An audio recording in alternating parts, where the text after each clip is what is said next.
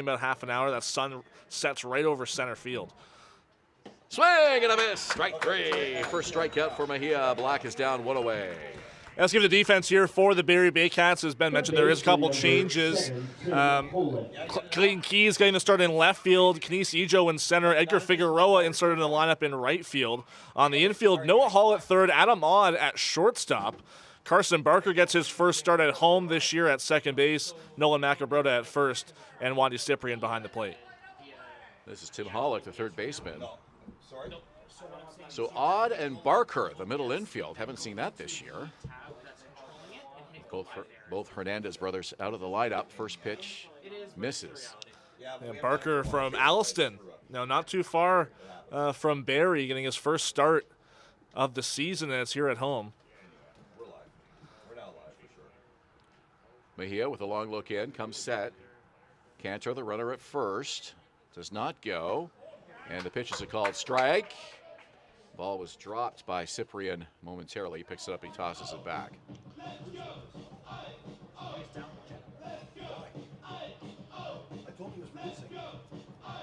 1 ball, 1 strike. Red Sox getting the leadoff man aboard. A single by Jacob Cantor to center field. A Brody Black strikeout if you're just joining us. And Tim Hollick now the third baseman. I understand there were some technical issues right off the top. So many of you just, or sounds like all of you just kind of joining us right now. A late start with a 32-minute rain delay.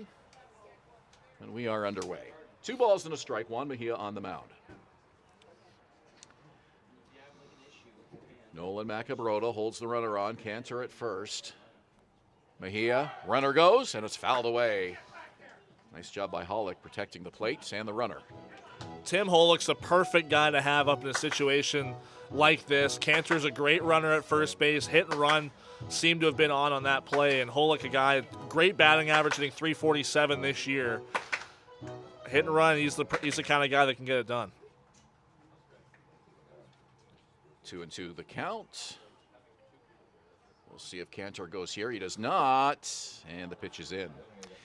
This broadcast is dedicated to my mom, who had an unexpected trip to Toronto Western Hospital this week and got to go back home today. She had to spend a couple of nights there, and we're awaiting some surgery that's going to happen in the next week or two. So, Mom, love you. Thoughts and prayers. A lot of people are praying for you and thinking of you tonight. Line drive center field. And Kenise Ijo dives, makes the catch, sliding on the grass. Here's the throw. Not in time. Cantor is back, but what a catch by Kenise Ijo in center. There's always worries with the weather, especially these rain delays and how wet the field's going to be. Well, Kenise Ijo, he would have given that same effort on a dry outfield. A great catch from him. Defense from him in center field has been just like that all year, and Cantor is very lucky to have just gotten in before the throw. So Cantor back safely, 2 away. Here's the cleanup man, Chris Ortega. Kenise Ijo, definitely a candidate for league MVP, showing some great defense there. Adam Odd goes the short way to Carson Barker. Looks like they've been doing that all season. And a ground out to end the top of the first inning. So the Red Sox strand a runner, no score, as Barrie comes to bat. Hi, I'm Christy Fines, Silo former president at Athletics, Barrie Chrysler opening this Dodge Jeep July Ram. in South This Barrie, year, we are the off-grid, community a partners of premium the indoor Barrie training. Baycats. Community is near and dear to our hearts here at the dealerships and one of our core values, so we can support local and shop local.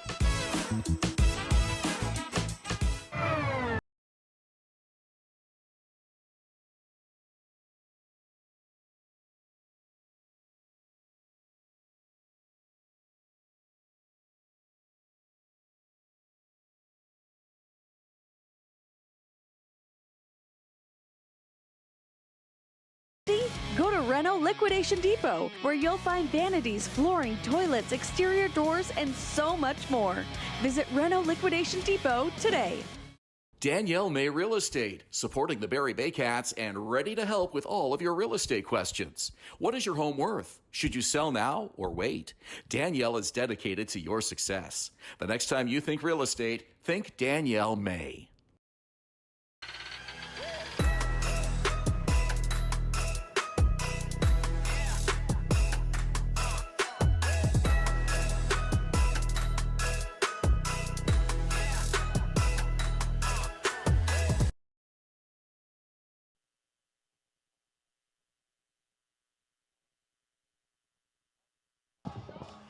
Bottom of the first inning here at Athletic Culture Stadium as Barrie gets ready to bat. And the first inning of play is brought to you by Park Place, Barrie's Grand Slam destination for dining, shopping, and fun. See you after the game. Bit of a different looking lineup tonight for Josh Matlow. Let's take you through it. Kenise Ijo back in the leadoff spot as usual. Noah Hull gets put into the number 2 spot. He's at third base. Edgar Figueroa, the number 3 hitter in right. Ryan Rio, the DH and cleanup man. Nolan Macabrota hitting 5th again at first. Wandy Cyprian, the catcher, hits 6th. Adam Ott is at shortstop tonight, batting 7th. Clayton Keys in left hits 8th. And the number 9 hitter is second baseman Carson Barker. Second start of the year for Leandro Mejia on the mound for the Red Sox. Comes in with a 2-1 record and 4 appearances so far this year. Just 9 innings on the season so far. 7 strikeouts to 7 walks. But really seems to be fitting in as a starter more than a reliever, Greg Rapp tells me. I mentioned in the top half of the inning, a possible MVP candidate right here at the plate right now. Kenise Ijo, you saw that great catch he made in center field in the top of the first inning. He's been making plays like that all season long and getting it done at the plate too with a .380 average. You know, in his first stint with the Baycats, 23 and 24, set the single season stolen base record, so obviously a speed threat, but then sets the single season hit record the very next year.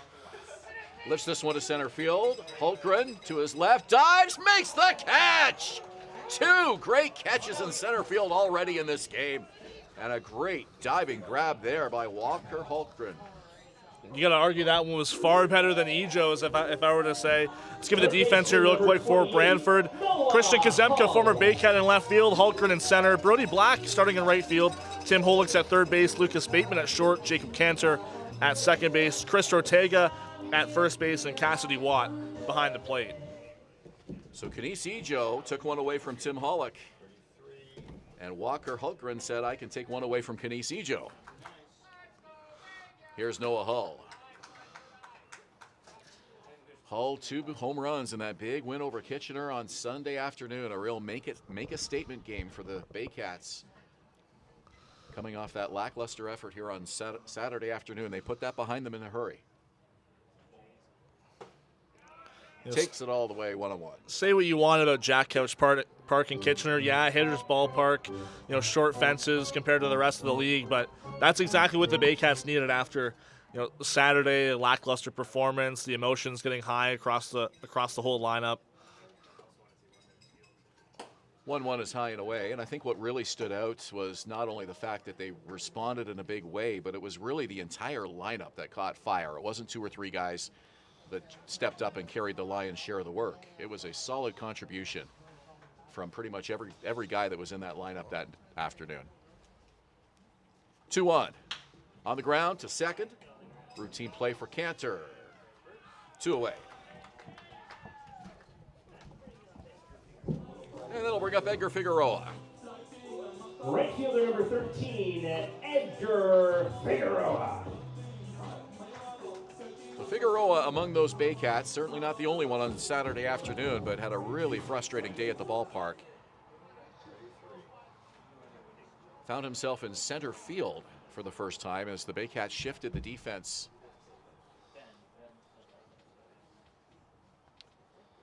First pitch, low and in. He's back in right field tonight. And right field seems to be where, you know, he's best fit on this Baycats lineup, at least defensively. Yeah, a couple outings in center field, but you look at the way Figueroa has been playing defense with his arm especially. You know, a couple of huge outfield assists for him so far this year. That seems to be the best fit going forward. Leandro Mejia kicks and delivers. He lays off that pitch. 2-0. Figueroa ahead in the count. .262 average, 5 homers, 10 RBIs. Some solid contributions early on. Ryan Rio is on deck. 2-0 pitch. Taking all the way, and it's 2-1.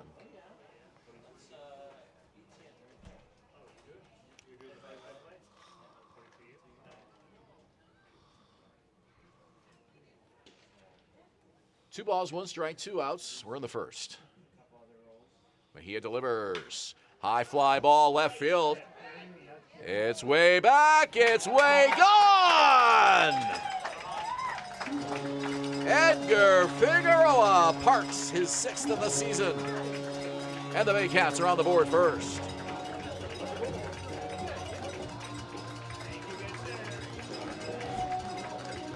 It's not very often you see a hit go the other way, and it's a home run off the bat. Well, Edgar Figueroa really put a charge into that one, and a great start here for Barrie. Designated hitter number 27, Ryan. 6th home run, 11th RBI, and he gets Barrie on the board early. Ryan Rio comes to the plate.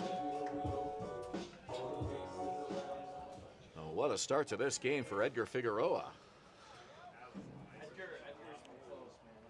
And I'm sure Saturday is now a long and distant memory for pretty much every Baycat in that dugout. Swing and a miss by Rio. It was a frustrating afternoon with a great crowd, probably our biggest crowd of the year here. And just an incredible energy in the ballpark. The fans were into every pitch. Rio with a broken bat right to second. Cantor gloves that on a line, and that'll do it. But the home run by Edgar Figueroa gets Barrie on the board. 1-0 Baycats through 1 here at Athletic Kulture Stadium. Thinking about doing a renovation but don't know where to find the best prices and quality? Go to Reno Liquidation Depot, where you'll find vanities, flooring, toilets, exterior doors, and so much more. Visit Reno Liquidation Depot today.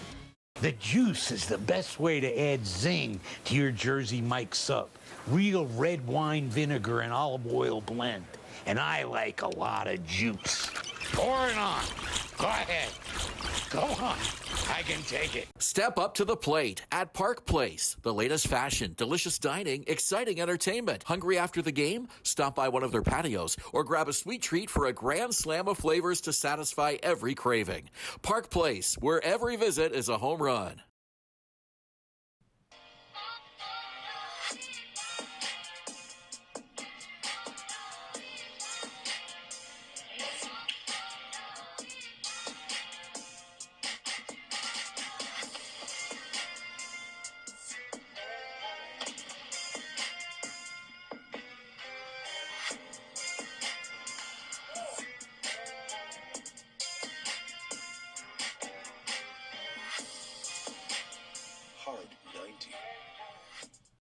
Silo Athletics, opening this July in South Barrie off Bryn, a premium indoor training facility for baseball and soccer, offering camps, team sessions, and high-energy birthday parties, built for athletes, teams, and families all year round.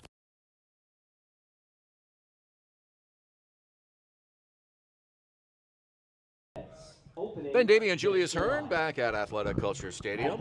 Etienne Skitch, our dugout reporter. We'll hear from him off and on through the broadcast, I'm sure. 1-0 Baycats on a solo home run by Edgar Figueroa in the first.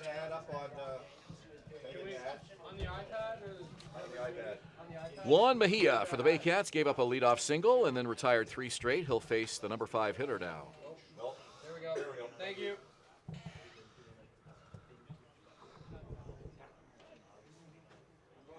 Here's the pitch from Mejia, and it's slowed away to Nick Iannatone.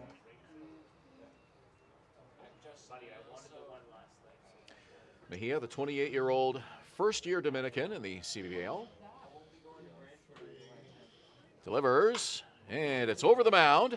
Picked up by Odd. Makes a nice throw to first just in time. 1 away. Odd took pretty much every available second he had. Left fielder number 45. For a big guy, Nick Iannatone can really run. He was giving everything he got down that first baseline. We haven't seen Adam Odd play shortstop in this park for quite a while, so you got to imagine it's a little bit for him to get used to. A natural side of the infield still for him. Versatile infielder, but usually plays the corners and third base this season specifically. So we'll see how he does at shortstop tonight, but so far so good. Yeah. Does have a lot of experience there, but it has been a while. 2 assists already. And Mejia quickly behind to Christian Kuzemka, the former Baycat. Back with Brantford here in 2016.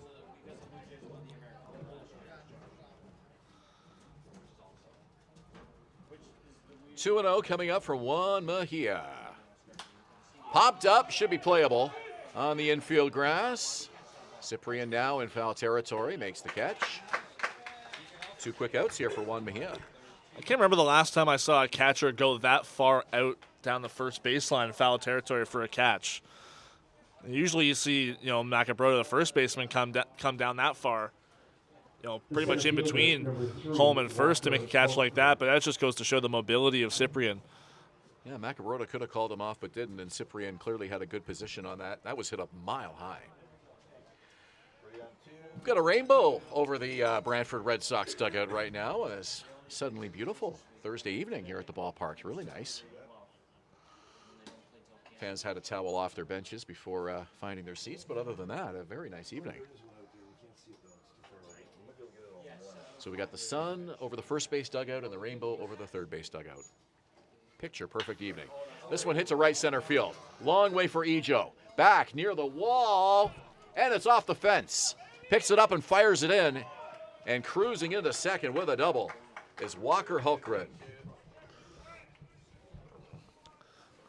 Just split the gap so evenly. Kenice Ejo very fast in center field. No way he was going to get to that, and even just a few feet away from a home run, a rocket off the bat of Walker Hultgren. Catcher number 15, Cassidy Watt. So Cassidy Watt, the number 8 hitter, now will bat with a runner in scoring position and 2 away.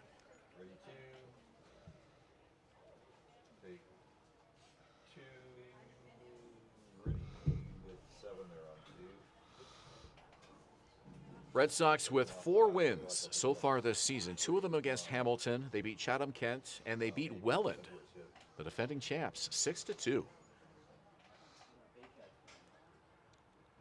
Baycats with just 4 losses, so kind of a polar opposite when you look at the records so far. That was really a statement win against the Jackfish for this Red Sox team. A lot of times when they play Welland, they're losing by double-digit runs in a lot of cases, and to come out and win that game, especially after giving up 23 runs to Kitchener the night before, was so big for Brantford that night. I didn't see the time on that game, but a 23-14 loss to Kitchener, so 37 runs scored in that game.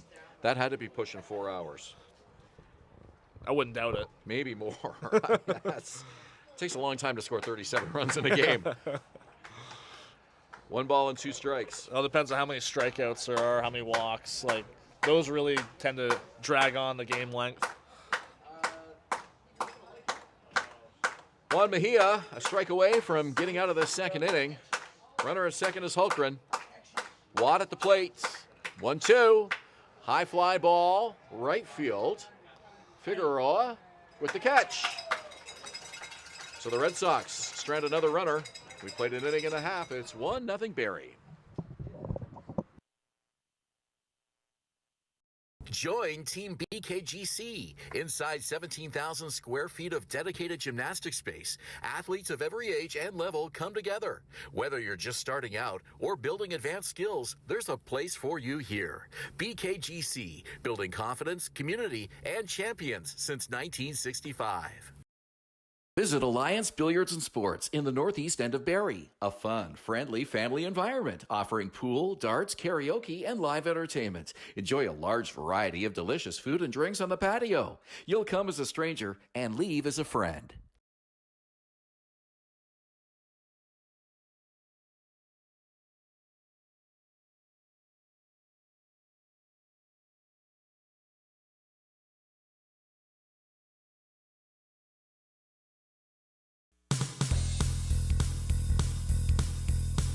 Join us this summer at the Baycats Summer Baseball Camp.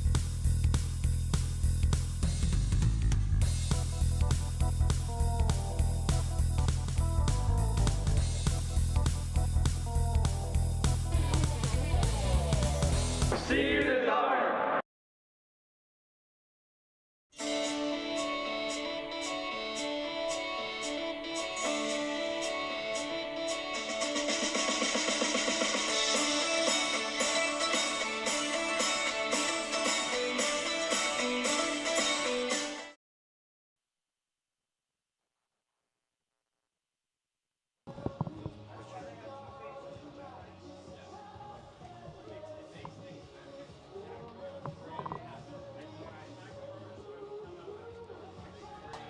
Welcome back. Second inning of play is brought to you by Silo Athletics, a next-level indoor facility for baseball and soccer, featuring training programs, camps, and private events opening this July. Nolan Macabroda will come to the plate for the first time in this ball game. Wandy Cyprian on deck and Adam Odd to follow. Barrie up 1-0 on a solo home run by Edgar Figueroa in the bottom of the first inning. Big game here for the Baycats just to try to reestablish some momentum. We talked about how huge Saturday's game was, a battle for first place with the London Majors able to pull even with the Baycats in the standings with that win. A wasted opportunity from the Baycats to potentially stretch that lead out to 2 games over London. Baycats come into today a half a game ahead of London for first place, so a win tonight just as important. You lose this one, and you could find yourself in second place in a hurry. Well, especially you look at the Jagfish down there in third place, and they've won the pennant in the last few years, and to see them kind of struggle after a couple losses against Barrie, Barrie really need to take advantage not just on London but on Welland as well, because Welland's going to catch fire at some point late this year. So any win that you can get to try and separate yourself a bit more definitely would have helped, but definitely a wasted opportunity again against the Majors. 2 losses against London so far for the Baycats. Hard to explain that. And then they beat the defending champs, the Welland Jagfish, twice. Popped up and out of play. 3 wins against Welland. Yeah, 1 here, 2 and Welland. So the Baycats 2 losses to London, 1 to Chatham-Kent, 1 to Guelph, and that is it. 13 wins. 4 losses, an outstanding start to the season. Yeah. And you kind of got the sense that at some point there would be a game come along like we saw here on Saturday. And not necessarily a bad thing to get the attention of some players who, maybe know that their game could be sharpened up a little bit more than we've seen so far. A lot of errors, a lot of mental miscues, both on the bases and in the field for this ball club. And pretty fortunate to have that 13-4 record when you look at the way that the team has struggled with some of those mistakes.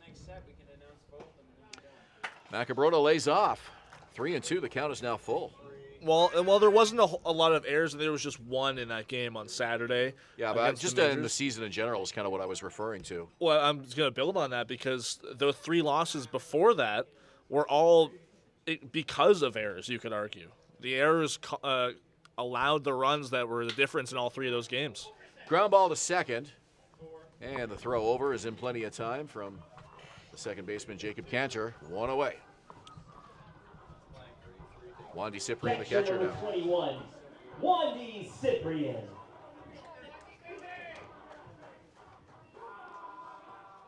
The one bright spot in that game on Saturday afternoon was seeing veteran catcher Tyler Plumpton come on to pitch the 9th inning and get 3 quick outs. It did kind of underscore a sharp contrast between how quickly those outs came from a catcher and the other 24 outs, how hard they were to get from the Baycats pitchers that afternoon. Very frustrating game from Frank Garces, who got tossed after an equipment inspection and gave up 3 runs in that top of the first inning. So,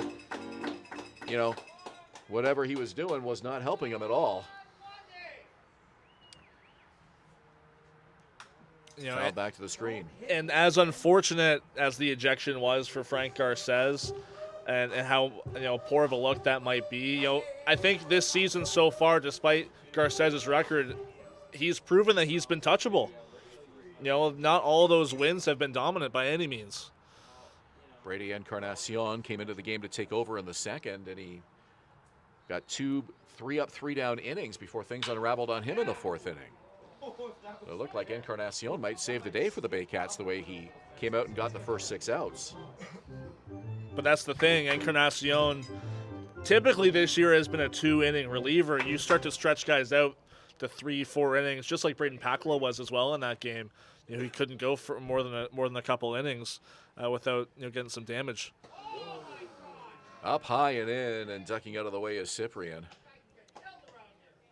And that's really the cost of the Garces ejection. It just starts to tax the bullpen, especially when guys are coming in cold. It's the first inning. These guys are not expecting to come into a game really even at all, especially with Garces pitching the way he has been. So Well, it made it all the more impressive that Encarnacion got the first 6 outs. He took a lot of warm-up tosses and looked like he was ready to go. But ground ball to short. Bateman to first just in time.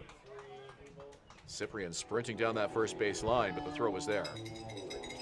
The shortstop, number So that sort of 26, confirms Adam Encarnacion's role on this team, as you mentioned. Basically a two-inning guy, setup man to the back end, and not really a role that he's going to be counted upon, I think, again, anytime soon to come on early in a game like that and essentially be a secondary starter.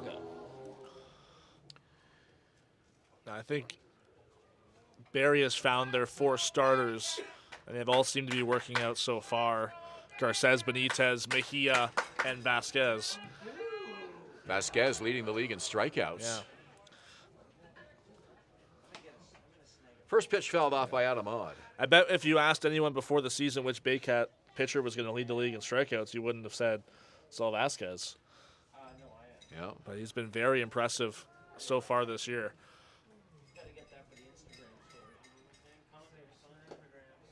Closer Carlos Sano leading the league in wins with 5.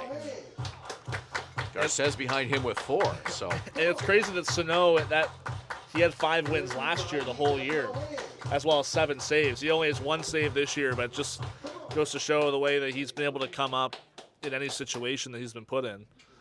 Does have 1 blown save, but got the win right after. 1-1 pitch.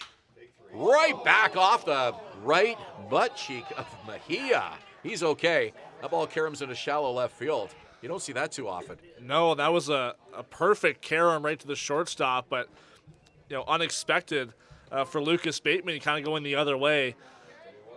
And Greg Rapp's going to come out and check on his pitcher. Right off the derriere. Fortunately, that didn't hit his lower back or something. If it's going to hit you, it may as well hit you in the tush. Yeah, got probably the meatiest part of his body.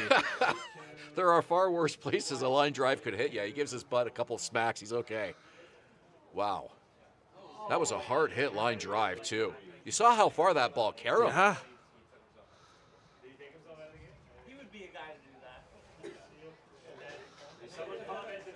Curious if you guys get a couple warm-up tosses here.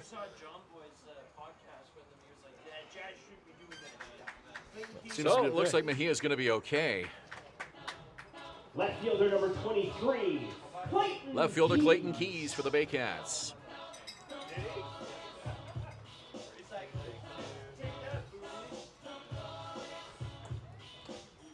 Runner at first is Odd, 2 away. Carson Barker, the number 9 hitter, on deck.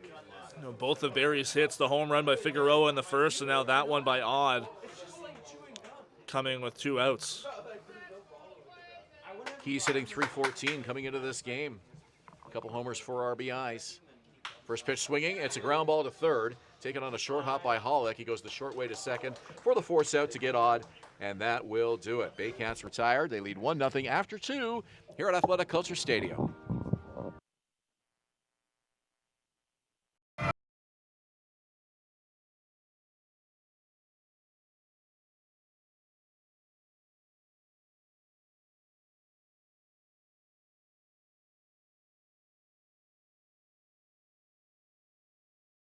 Mike's is sub above. Is it the premium meats and cheeses sliced on the spot and piled high on their in-store baked bread? Or could it be their hot, freshly grilled subs? How about all of the above? Jersey Mike's, a sub above. Hi, I'm Chrissy Fans from 400 Chrysler and Barrie Chrysler Dodge Jeep Ram. This year, we are the community partners of the Barrie Baycats. Community is near and dear to our hearts here at the dealerships and one of our core values, so we can support local and shop local. Join Team BKGC. Inside 17,000 square feet of dedicated gymnastic space, athletes of every age and level come together. Whether you're just starting out or building advanced skills, there's a place for you here. BKGC, building confidence, community, and champions since 1965. Step up to the plate at Park Place. The latest fashion, delicious dining, exciting entertainment. Hungry after the game? Stop by one of their patios or grab a sweet treat for a grand slam of flavors to satisfy every craving.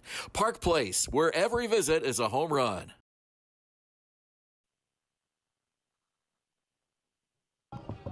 Ben Davy and Julius Hern on a beautiful Thursday night. Who would have expected this with all the rain we had earlier in the day? Very comfortable evening. Temperatures very comfortable, and we got a very light breeze from left to right. Don't often see the wind blowing that direction, but fans that did show up tonight are enjoying a really nice evening of baseball here.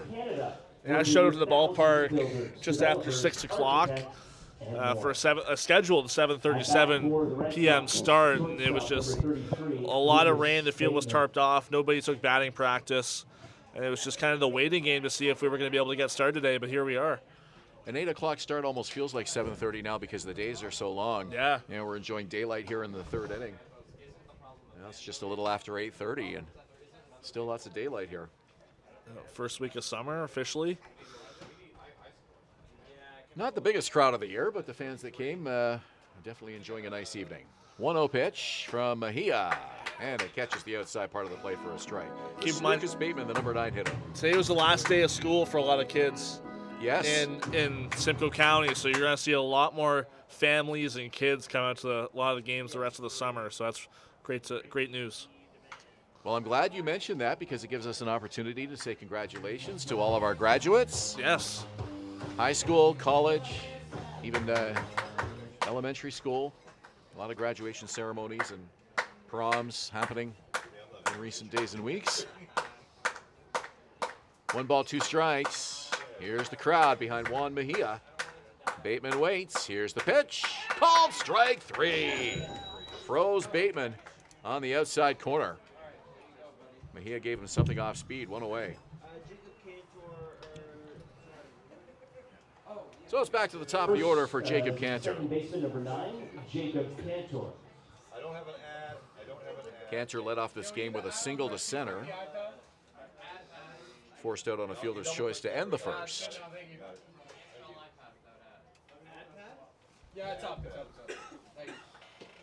And it hit him.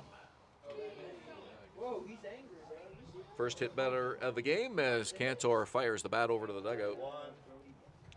1 on for the Red Sox. They've had base runners all 3 innings so far. That pitch really seemed to just get away from Mejia a little bit too far inside on the righty Cantor. Hit him down near the ankle, and you can see him just sort of gingerly walking around the bag there at first base. He's going to stay in, but that ball hit him down low and sounded like it caught quite a bit of bone.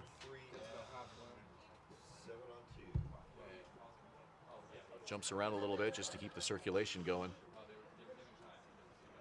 So 1 on, 1 out. Here's Brody Black, the right fielder.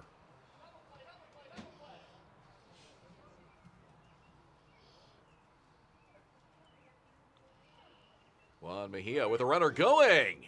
The pitch is a strike. Here's the throw. It bounces up, and it goes off the glove of Hahn into center field. Not far enough, though.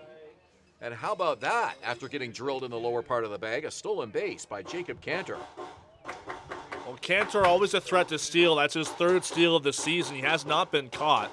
But I think it sends a message right away that, you know, you're still in this one, like go on the first pitch. And I think for Cyprian on that throw down, he was lucky that throw was pretty much right on line and heavy enough to get pretty much right to Canisijo. The throw was a bouncer by Cyprian. It didn't look like he was expecting him to go. And this one down the line, foul.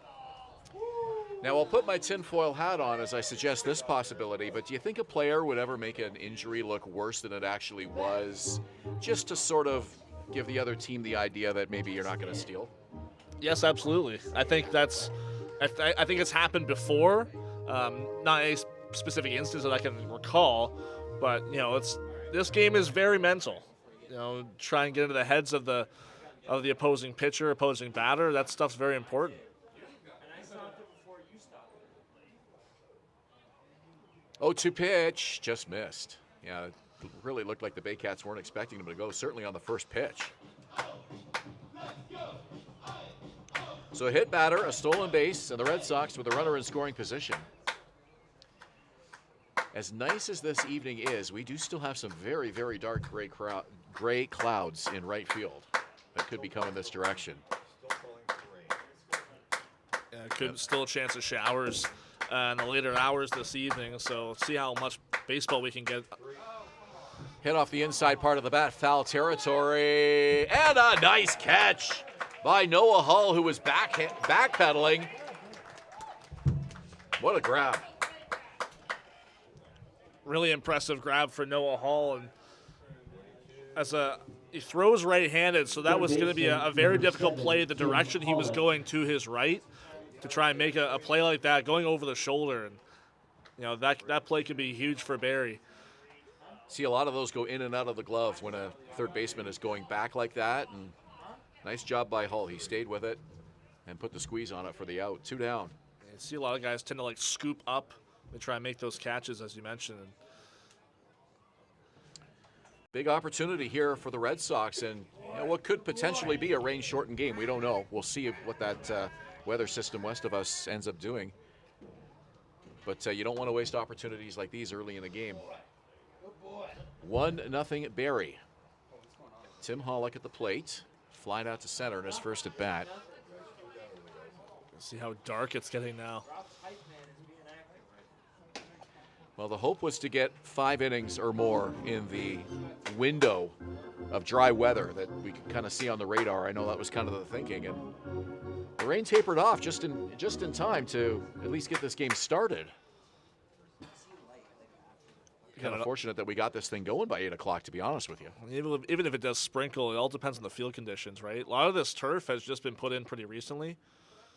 And it does drain well here for the most part. Well, it does drain well. We had an enormous amount of rain here last Thursday, but then it stopped. And one would think, well, the field conditions would probably be a factor in terms of deciding whether the game was played, but the field was great. Somehow absorbed all that rain on Thursday. 2-1, inside. 3 balls and a strike to Hollick. This is a huge at-bat here for Tim Hollick, and he's the perfect guy to have in a situation like this. An OPS just under 900. He's arguably the most dangerous bat for this Brantford team, and it's a big reason why he got the call to the Frontier League mid-season last year.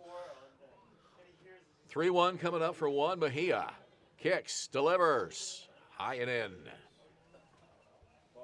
So the inning will continue. Hollick aboard on a walk. First base was open.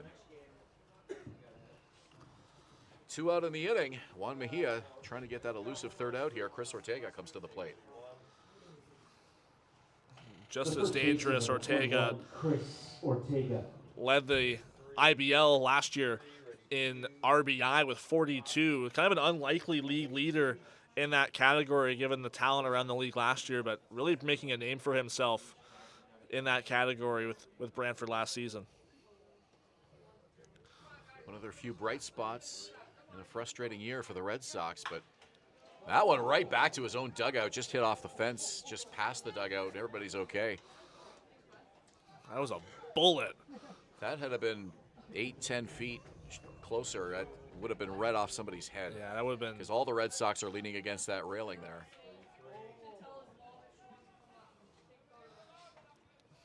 Literally a dangerous bat. That was a screamer, eye level too. 0-1. Mejia to Ortega, and he hits this one to left field, and it'll drop. Over to cut it off is Keys. Here comes the runner, and in to score is Jacob Cantor. We're tied 1-1. Pretty much put exactly the same swing on it, but was able to straighten out a little bit more. Keys, not really much of a shot at that one, a sinking line drive. And the speed of Cantor puts Brantford on the board. So here's Nick Iannatone, the designated hitter. We have a 1-1 tie. Huge RBI for Chris Ortega. So Hollick is at second, Ortega at first with the RBI single. 1-1, 2 out in the inning. And this one is short. It's gloved low, made the catch. Adam Odd, right down at the shoestrings. Caught that before it touched the dirt. So a big line drive out to end the inning. The Red Sox strand 2, but not before they tie the game at 1 as we head to the bottom of the third inning.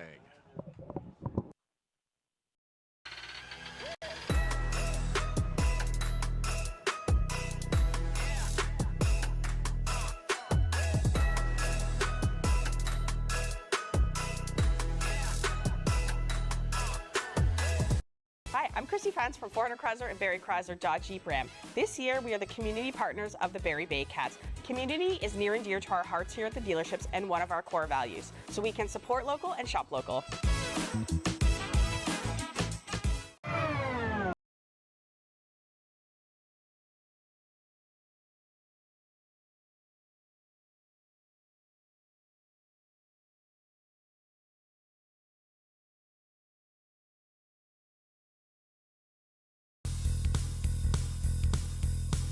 Join us this summer at the Baycats Summer Baseball Camp.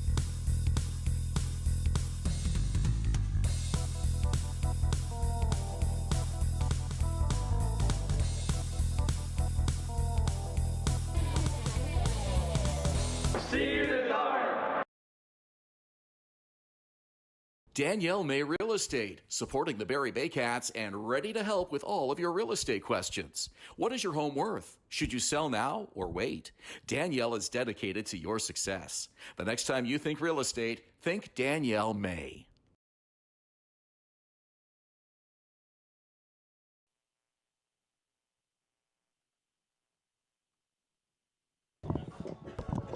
Third inning of play is brought to you by Render 3D Quick, the #1 architectural 3D rendering company in Canada, working with thousands of builders, developers, architects, and more.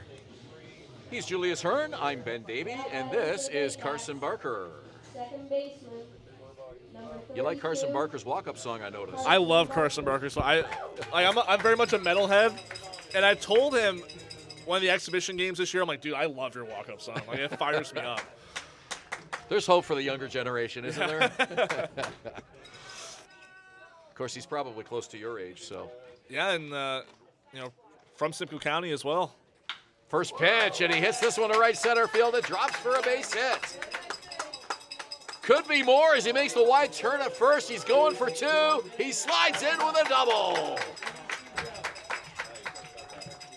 Carson Barker on an absolute tear comes into this game hitting .344 and adds to that with a double in his first plate appearance here tonight.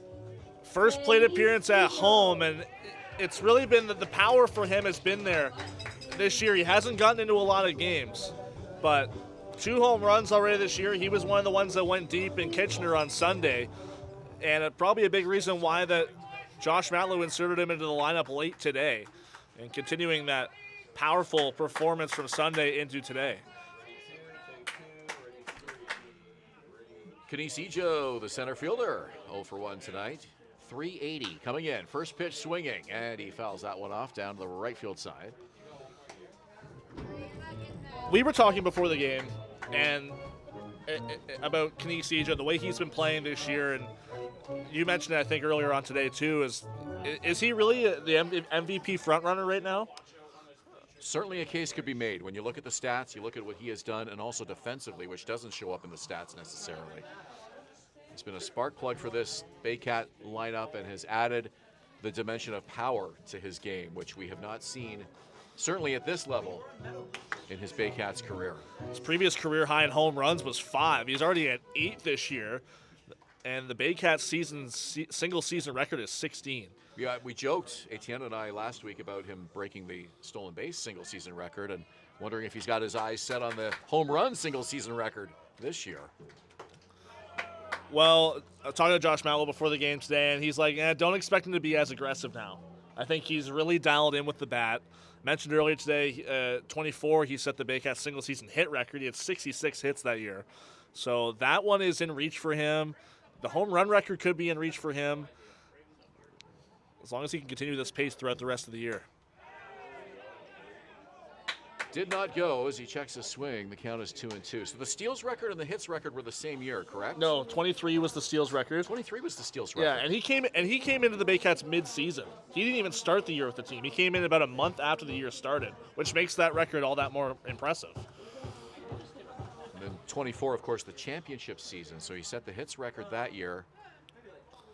Seems to break a franchise record every season. Swing and a miss. Goes down with a big swing, and there's one out here in the third. Yeah, and you ask him, that's the part of his game he wants to clean up. You know, the strikeouts throughout his whole career, not just this year, have kind of brought him down a little bit. You know, it's tough to kind of get over that, and it's been a sticking point to a lot of players who struggle with that issue. But when you become a power hitter, that's what's going to happen. You're going to strike out more. Noah Hall in the lineup at third base today. Last-minute switch moved him from left to third. On the ground to first and through. It gets by Chris Ortega. It goes into right field, and holding at third is Carson Barker. Andrew White right on that one, puts up the stop sign, taking no chances. It's going to go down as an error there for Christian Ortega. And really tough for him. Not sure if that was a bad bounce for him because he was in perfect position to make that play, just off the heel of his glove and behind first.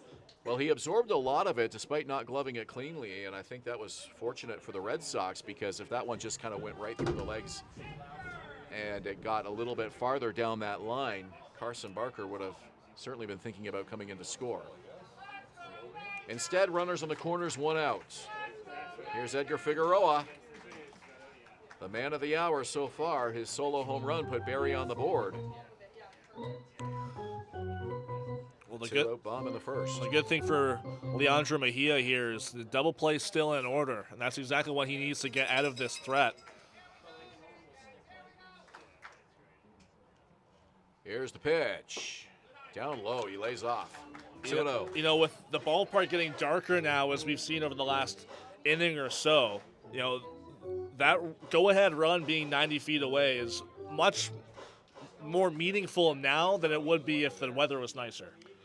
Yeah, especially since this could be a 5-inning game or more.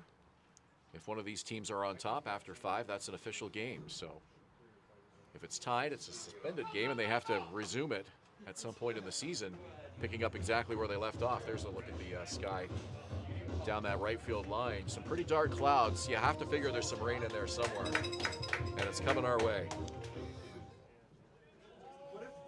3-0 the count. Ryan Rio is on deck. You don't want to face him with the bases loaded. Mejia delivers, and he will face him with the bases loaded. Barker at third, Hull at second, Figueroa at first, and Ryan Rio to the plate. That was a great take there by Edgar Figueroa. You know, that one's right just off the plate. You know, he's been getting on base with a great clip this year, and a big reason why is being able to see kind of that, you know, slight edge off the plate, and that's earning him a free pass. Really love that take by Figueroa, as you mentioned. After hitting a home run, a walk here, certainly knowing who's on deck behind you gives you confidence to take a pitch like that. And also one out, too. So the first pitch to Rio, and he takes it for a strike. Some late break on that from Mejia.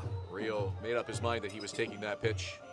I think before it was out of Mejia's hand, he just kind of put his head down and took a look at it. 0-1 coming up here to Rio. Mejia's pitch. High fly ball, shallow, left field. Over is the third baseman. Halleck near the line makes the catch. So Rio pops up, 2 out, and here comes Nolan Macabrota. First baseman, number 20. It's a dangerous part about the middle of this Baycats lineup. You know, Rio's having a tough year power-wise. Actually has the lowest OPS on the team among qualified hitters. Surprising for it to have him be that guy, but Nolan Macabrota right behind him. You can't really pitch around a lot of guys in this lineup. Wandy Cyprian on deck. Here's Macabrota. He's 0 for 1. Macabrota got off to a torrid start. The average has dropped a little, 318 now. 4 homers, 12 RBIs.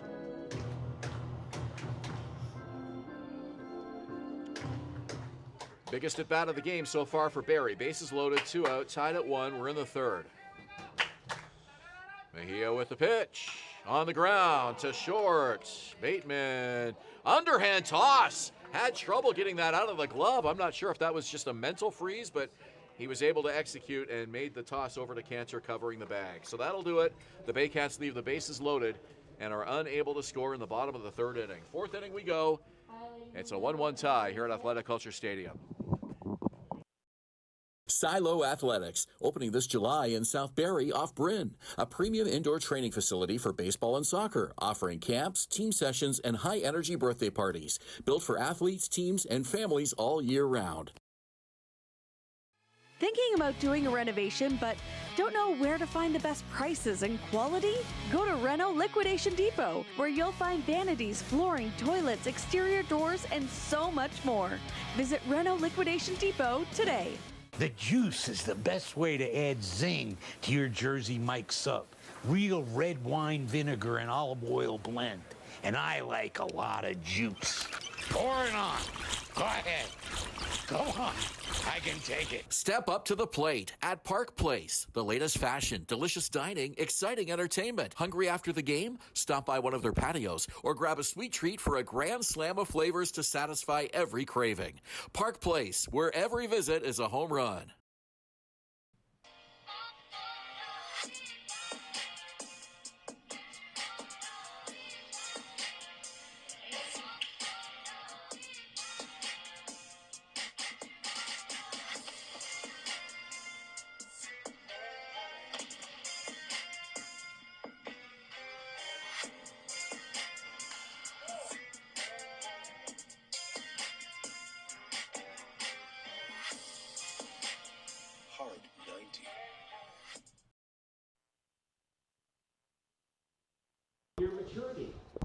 Top of the fourth inning at Athletic Kulture Stadium. It's a tie ball game, 1-1 between Brantford and Barrie. And with dark skies looming, it's important for these teams to try and get in as many innings as possible in case the rain comes back. We were delayed about half an hour from the original scheduled first pitch. Started around 8 o'clock, 8:02, I believe. Well, the scoring opportunities become all the more important when you're looking at the possibility of a weather-shortened game, and the Baycats leaving the bases loaded. Certainly not what they wanted to do in that bottom of the third inning. Now, a couple of huge at-bats, and Leandro Mejia doing a great job to get out of that. Got Ryan Rio to pop up, and Nolan Macabroda to ground into a fielder's choice to end the frame. So, biggest jam of the day averted by Brantford, and now they're up here as Christian Kazemka, the former Baycat, facing Juan Mejia. There's a line shot into left field. That is a fair ball. Clayton Keys over to cut it off. Kazemka, he's going to try for two. The throw in from Keys is cut off and not in time. Leadoff double for Christian Kazemka to get things started for Brantford. Well, that was a nice quick relay by Adam Odd, and if Keys had gotten to that ball a little quicker, he had to go a long way to get to that, but Odd made the quick throw over just in case. Walker Holtgren. You got to wonder how manager Josh Matlow is thinking about managing his bullpen here tonight. The Baycats have only one other game this weekend, and that's Saturday, so they're off tomorrow. Yeah, just a two-game week after what seemed like a packed schedule the last couple weeks. 7 scheduled games last week. I think he had four in a row. And 5 of 6, if I'm not mistaken, in one stretch. So they're getting some much-needed rest, but Mejia has already exceeded his last appearance, a 3-inning start against Toronto on Friday. 0-1 here is on the ground by Hultgren. It's tough play for Odd. The throw to first is in time, and he holds Kazemka at second with the location of that ground ball. So arguably the best case scenario there for Juan Mejia to get the first out. Adam Odd looks like he has been playing shortstop all season. So that is his 3rd assist. If I'm counting them right on my score sheet, he's made a couple of nice ones, including that one, which there was a chance that might have made a weird carom off the left side of the bag, too. The first base side of the bag. But I don't think it actually hit the bag, but he stayed with it. This is Cassidy Watt, flew out his first time. The first pitch is up high. Adam Odd has 3 assists and a putout. Caught a line drive to end the third. It's been a busy day for him at shortstop. And if you're just joining us, Francisco and Brandon Hernandez both not in the lineup for Barrie today. A last-minute decision to let them take the evening off and you were telling me field conditions might have been a factor in that decision. I know those two guys, and it's not the first time. I think last year there's been a couple times where, a game might get delayed and they've been weary about the field conditions. Obviously, these guys don't want to get hurt and affect the rest of their season just by one day and playing on some wet grass. So it's a precautionary, it seems. Well, the decision to give them the night off really altered so much of the rest of the lineup in the defense. So that necessitated Odd playing short, Barker coming in to take second. Odd was originally at third base. So then you had a hole at third, so Noah Hull came from left to third to plug that position. 3-0, and it's taken for a strike by Watt. Yeah, and you also had Edgar Figueroa coming in right field, which moves Keys to left.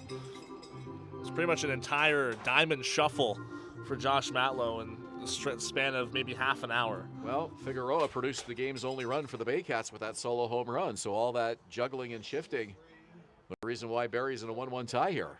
Figueroa was not originally in this lineup. There's a deep fly ball out to right field, close to the warning track, and Keys makes the catch. Just feet away from a 2-run homer, but Clayton Keys able to track it down. Keys with his back to the wall, and I'm sure he was getting some help from Canisijo just to know how much room he had. That's a tough catch, backpedaling like that, especially when your back is right against the wall. You know the warning track is coming at some point. And Ijo was right there, and I'm sure he was giving him some verbal assistance. Just not quite enough on it for Cassidy Watt. Brings up Lucas Bateman, the number 9 hitter. Christian Kazemka, the leadoff double. He's at second still, and the first pitch is a called strike. So that last appearance for Mejia on Friday in Toronto, as mentioned, he went just 3 innings. He allowed 3 earned runs. No decision. So Mejia still looking for his first win of the season. He's 0-3. The 0-1. That one just misses. And that's what I was mentioning earlier, because you look at his ERA and, the win-loss record doesn't necessarily accurately depict the way his season's gone. A couple unlucky scenarios for him, especially his first appearance of the year in London, where his 2 errors that pretty much gave him the L. Yeah, the record does not tell the story for Mejia. He has pitched well, 3.75 ERA, 28 strikeouts and 9 walks. So he's certainly done his job out there, and as a pitcher, that's all you can do. You can't worry about whether the offense is scoring or not. Mejia's done a really nice job in the rotation for the Baycats early on here in the first half of this season. Would love to get that first win here tonight, though. Has to go 5 innings to do it. He's allowed 1 run. Another in scoring position. The 2-1 is on the ground off the bat of Bateman, 2-2.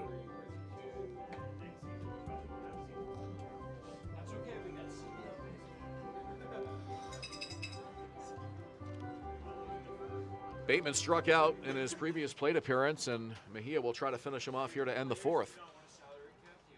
Just 2 Ks so far for the lefty. 2-2, 2 out. There's a fly ball out in the left field. Tracking it is Keys in foul territory. Makes the catch! What a catch by Clayton Keys. A long way to go and a dive to end the inning. So Barrie gets out of a threat on a highlight reel defensive play by Clayton Keys. We go to the bottom of the 4th inning, still 1-1, Red Sox and Baycats.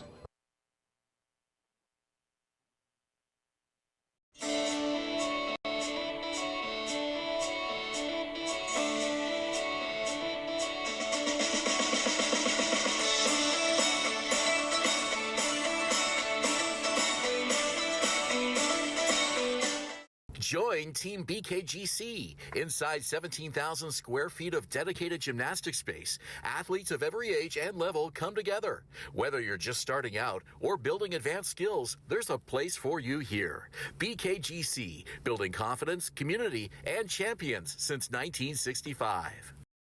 Visit Alliance Billiards and Sports in the northeast end of Barrie. A fun, friendly family environment offering pool, darts, karaoke, and live entertainment. Enjoy a large variety of delicious food and drinks on the patio. You'll come as a stranger and leave as a friend.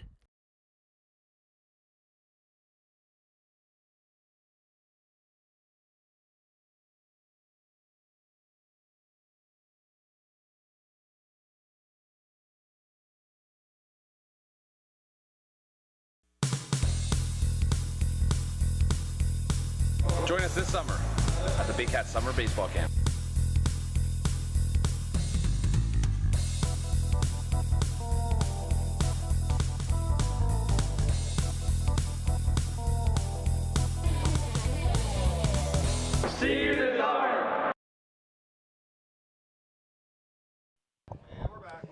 We're back at Athletic Culture Stadium in this 1-1 tie, heading to the bottom of the fourth inning. This inning brought to you by Liahona Mortgage Investment Corp, delivering targeted investment returns of 6 to 8% with a 1-year maturity. Learn more at liahona-m-i-c.ca. Bottom of the fourth inning, along with Ben Davy, I'm Julius Hern. Wandy Cyprian to lead things off for Barrie, and it's still a tie ball game. Skies are clearing up intermittently, but still a lot of cloud cover to be had this evening. First pitch from Leandro Mejia, big cut and miss for strike one. It's good to have you back in the broadcast. We missed you for a couple of games there. I understand you were on a road trip and enjoying a little bit of summertime travels, early summer travels. So that's good. Yeah, it was. Really happy to be back. I felt like I missed a lot. You did. You missed a lot in those 2 games. But very happy to be back. I was very anxious for tonight's ball game. 0-1 fouled off. Yeah, I always hate it. The odd time I miss a game, it always ends up being one that is like, one of the games of the year that people talk about for a long time, and I end up reading about it the next morning. Seems to be the way it goes, but... Well, there's one for you this year that you missed, I called. It was the walk-off against Kitchener for Barrie, and one of the walk-offs this year so far. It was a high fly ball into center field. Having to go back is Walker Hultgren, and a couple more steps in to make the catch for out number 1. So 3 walk-offs so far this season? Is that right? Yeah, that sounds right to me. Yeah. All of them very early on in the year, too. Yeah. So. And I know I think you're missing another game in August, I believe I was told this week. So as I looked at the schedule, I'm like, man, Ben really doesn't like to call Kitchener games. Is that the second Kitchener game we're going to miss? Oh, my goodness. Mark Perret is going to be saying, why are you missing our games all year? I have a friend who's getting married in Chatsworth, so that's going to be a long drive. Yeah.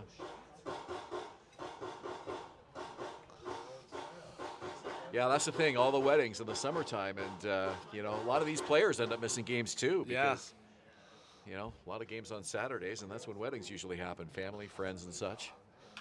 Adam Odd, one of them a lot last year. I know he had a lot of those kinds of commitments, and he got married himself last season as well, and missed a few games for that. Managers just always say, please, if you can, don't schedule your wedding for late August, early September. Wait till late September or do it early in the year if you have to. Yeah, also the same thing for when you have a kid, right? Yeah. Well, that's a little harder to schedule sometimes. That's true. Sometimes. It can be done. I remember a couple years ago, I think when the Dodgers won the 2020 World Series, I know you could kind of line it up. So a lot of the players, they're having babies mid-season. Right. And they kind of lined up to right after they won the World Series. Count back 9 months and you can figure it out. I think there was 3 or 4 players that applied to on that one team, which is pretty funny. Nice way to celebrate a championship. Yeah, I guess so. I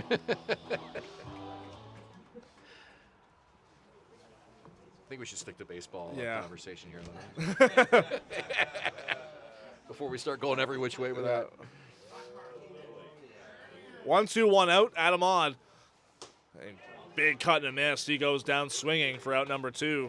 Well, we've both talked a lot about Adam Odd's aggressive approach at the plate, and it's kind of a catch-22 for him. He's able to deliver in those big moments, but oftentimes he's up there just swinging out of his shoes, and a tough one there on that at-bat.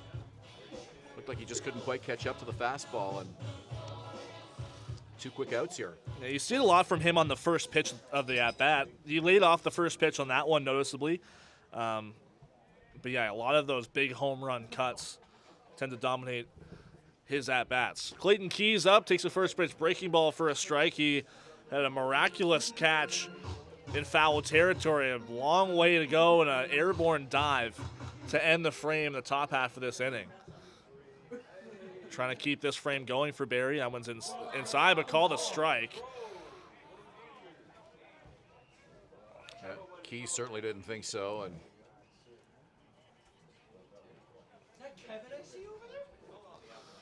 puts him in the hole now, 0-2. It's important here for Keys, and you can tell he's doing a nice job of trying to keeping his emotions intact. 0-2 is well outside. Keys was not going to chase that one. Mejia just kind of laid it out there just to see if he'd get him to chase it, but way off the plate. Hitting .314 so far this year in 15 games. The 1-2, that one's outside. You look at that sky in center field, it just sort of looks like we're playing underneath the clouds of heaven, doesn't it? It's got that glow. The sun's not back there. The sun is setting off to the right field side, but it's sort of reflecting the sun, I think, as it goes down. It's a really nice sky in center field right now. 2-2 outside again. Great eye here and great discipline from Clayton Keys. He's worked an 0-2 count to full. I think the rain is south of us right now when you look at where those clouds are. Those clouds were in right field earlier, but it looked like they might have been coming our way, but if it's pushed a little farther south, we might be in for a nice clear finish to this game here. Yeah, I think so. Mejia, the 3-2. That one's low, and Clayton Keys works a walk to continue this inning. Well, especially after going down in the count 0-2, and that strike 2 pitch was one that he didn't like. It put him in a hole early. And that just highlights all the more how impressive that at-bat by Clayton Keys was. To battle all the way back, force the count full, and then lay off ball 4 to get aboard. He's done a great job in terms of getting on base this year. He came into today with an on-base percentage of .429. Was really impressed in the appearances he has had this year so far as Carson Barker sees the first pitch up and away. Really nice balance of discipline and aggressiveness. You know, you got to really pick your moments. And Keys knew the most important thing was just simply getting on and flip that 0-2 count to a 2-out walk. Very impressive. I think the big thing for him this year was coming in, at the start of the year instead of coming in last year with the team mid-season. I think that really kind of gave him a nice, mental, clean slate, so to speak. 1-0 is away again. Barker up 2-0 here on Mejia. Yeah, I didn't think about that too much until you just mentioned it now, but I wonder how much that does affect a player just as far as their mental approach, coming right in and being a part of the story of the team right from the get-go rather than joining mid-season, and there's already been some developments and some things going on, and you're sort of jumping into the middle of all of that. It can be a little bit hard to sort of get yourself going when you're trying to get caught up with everybody else.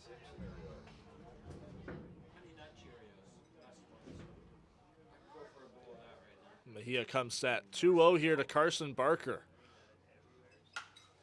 Popped up, and it's going to slice foul out of play.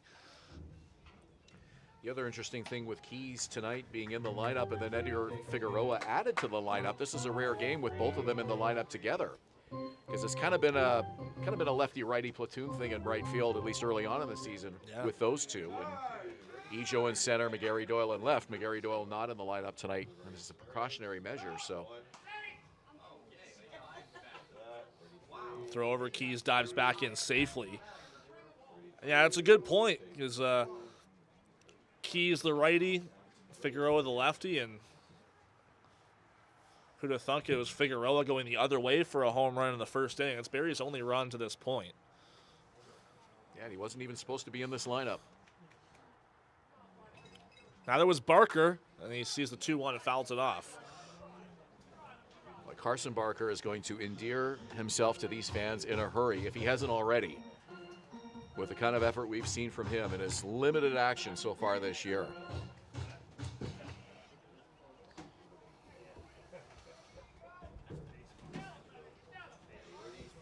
So it's 2-2. Barker doubled his first time up. A large lead here for Keys at first base. He doesn't go. Barker pops it up. This could be playable for Watt. Mask off, and he sees it just get over the screen and out of play.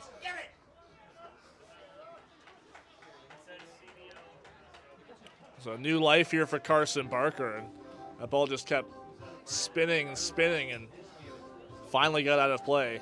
You see the lead by Clayton Keys there. I'm surprised he didn't go. He was nearly about a third of the way towards second base.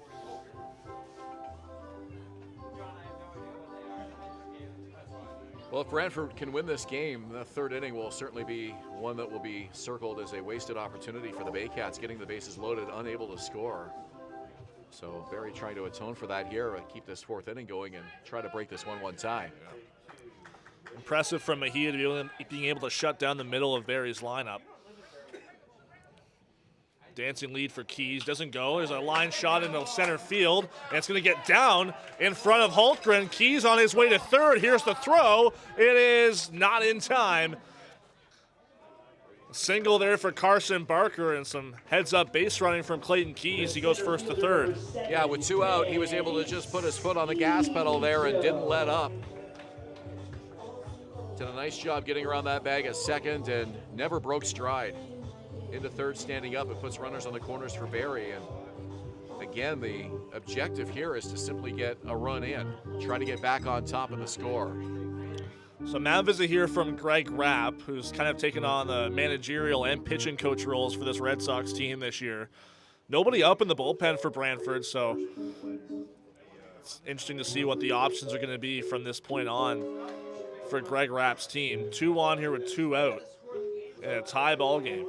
Yeah, Rapp jogged to the mound. You don't often see the acting manager do that, but he didn't waste any time getting out of there. Whatever he wanted to say, he said in a hurry and wasn't intending to make a change here, just wanted to get the message to his pitcher on how to handle this situation. I remember this game and last year a couple games, there was always questions about, who is Brantford's manager? Because their website doesn't list one. They list a lot of front office staff, but they don't list any real coaching staff. And it really has been Greg Rapp this year working alongside owner Terry Smith to kind of manage this ball club and get things together. And that first pitch to Kenise Ejo in the dirt.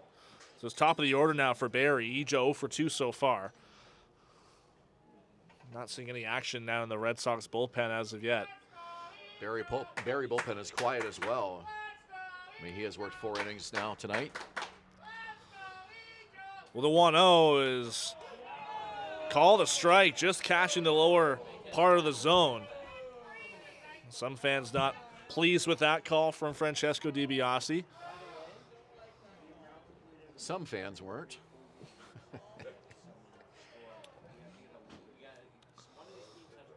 1-1. Breaking ball outside. Well, remember the last close one that Keys took and turned that 0-2 count into a walk. So maybe Ejo will do the same thing here. Load him up for Noah Hull, the hot-hitting number 2 hitter. Keys at third. Barker with the lead at first. 2 out here in the 4th inning, a 1-1 ball game. 2 out. That one in the dirt. And it's 3-1 on Ejo. Well, Ejo will be looking for something good here, and again, the job is just put the ball in play. 2 outs in the inning. Try to get that runner home from third. That is the objective here. Ejo enters this game on a 12-game hit streak. He's had a hit in every game so far this year except for May 21st. And now that game he had a walk-off sac fly against the Jackfish. On the ground, through for a base hit. Keys comes in to score, and Barrie takes a 2-1 lead. Well, that was exactly where he was looking to hit it, and he couldn't have placed that ball any better on the left side. Easily brings home Clayton Keys, and the Baycats are back on top here at 2-1. Huge RBI for Kenise Ejo. Barker moves up to second as Barrie takes the 2-1 lead. And puts 2 on here for Noah Hull. I'm talking about his powerful performance, couple home runs in Kitchener on Sunday. Up to 4 home runs on the season. The other 2 also coming in 1 game in Toronto, so really taking advantage of those hitters' ballparks. First pitch is down and in. Yeah, the Baycats really spread out the offense in that game in Kitchener on Sunday afternoon, and Hull, the only Baycat who had more than 1 home run in that game. The rest of them were individual single home run games. Another one inside on Hull. It's 2-0. Everybody clap your hands. Edgar Figueroa is on deck, and boy, You know, the Baycats would love to get him up with some runners on and 2 outs. 2-0. Ejo at first, Barker at second. The pitch is breaking ball in there for strike one. Yeah, Hull nodding. He knew that was a take all the way. Couple bodies I'm seeing go down to the Brantford bullpen. Looks like Jose Arias is throwing, or starting to get loose.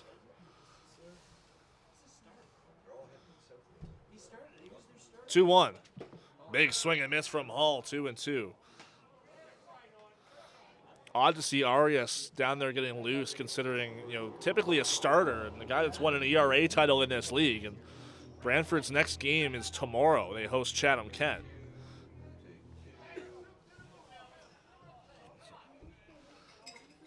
But then again, Leandro Mejia has been between the bullpen and the starting rotation this year, so maybe a switch between those two. Hull slashes one out to left field. It's a fair ball. Barker getting the wave. He's going to come in to score. Ejo's going to be held up at third. It is a 2-out RBI double for Noah Hull. Gotta love the 2-out effort from this Baycats lineup. They left the bases loaded in the third, but following that up with 2 big runs here in the 4th inning.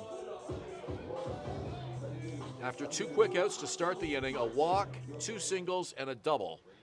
And Barrie now on with their biggest lead of the night, 3-1.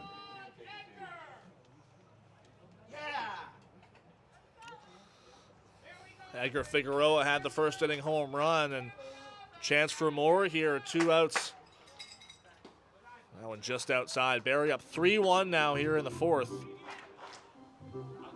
First crooked number on the board for either team.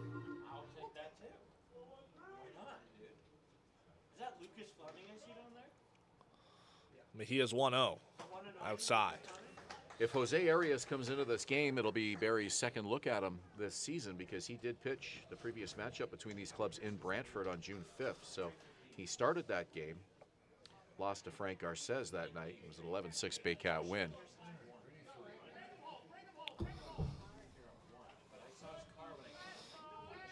Two in scoring position here for Figueroa. There's a high fly ball. Could be playable for Brody Black, and just in front of the warning track, he makes the catch.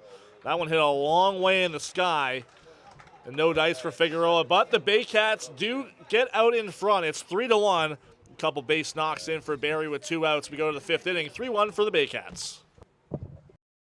Silo Athletics, opening this July in South Barrie off Bryn, a premium indoor training facility for baseball and soccer, offering camps, team sessions, and high-energy birthday parties, built for athletes, teams, and families all year round.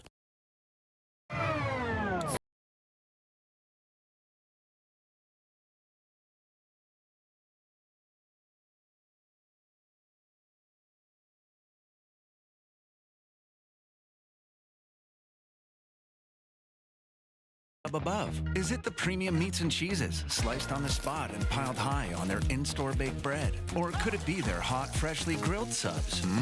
How about all of the above? Jersey Mike's, a sub above. Visit Alliance Billiards and Sports in the northeast end of Barrie, a fun, friendly family environment offering pool, darts, karaoke, and live entertainment. Enjoy a large variety of delicious food and drinks on the patio. You'll come as a stranger and leave as a friend. Thinking about doing a renovation but don't know where to find the best prices and quality? Go to Reno Liquidation Depot, where you'll find vanities, flooring, toilets, exterior doors, and so much more. Visit Reno Liquidation Depot today.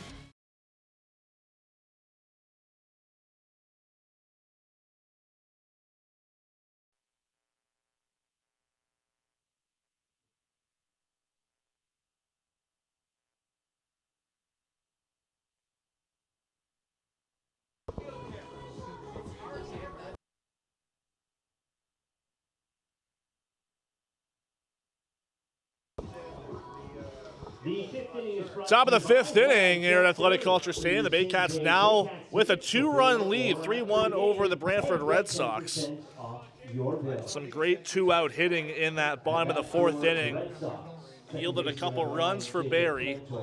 And all important now in this 5th inning. We weren't even sure we would get to this point considering the weather we saw earlier this evening.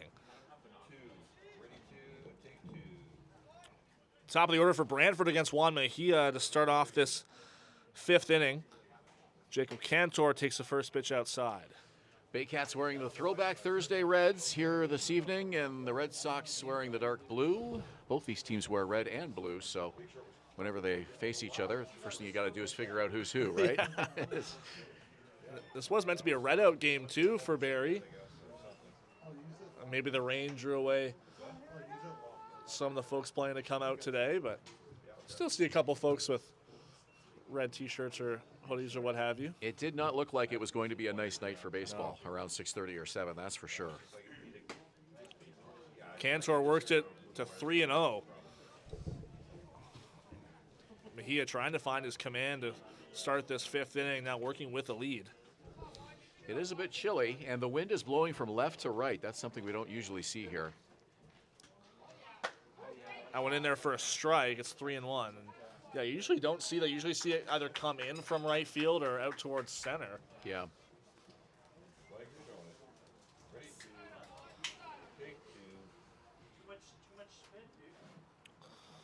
Mejia comes set. The 3-0. Swing and a miss. Full count now on Cantor.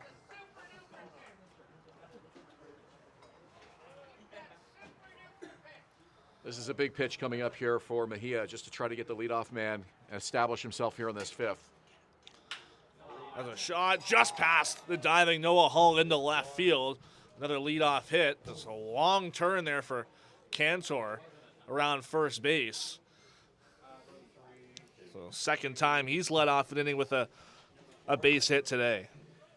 2 for 2, and yeah, he definitely has been a tough out for Barrie here so far in this game.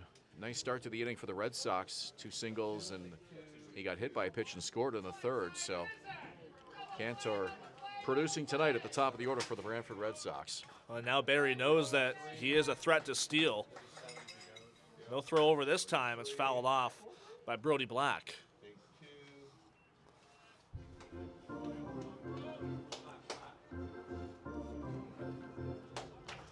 Second year with the Red Sox here for Brody Black, and he's having a really nice campaign so far. Hitting .267, but 11 RBI, 4 home runs in the first 15 games of his year coming in tonight.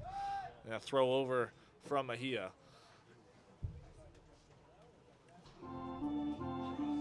Black hit .323 last year with an OPS just a tick above 950.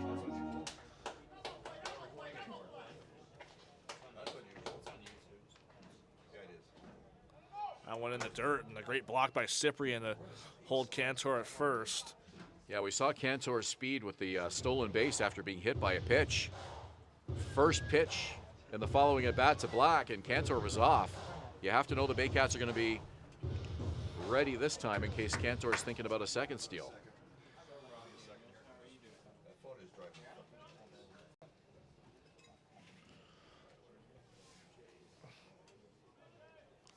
Three Red Sox players coming into this game with 4 home runs to lead the team. Black is one of them, as well as Andrew Savage and Christian Ortega.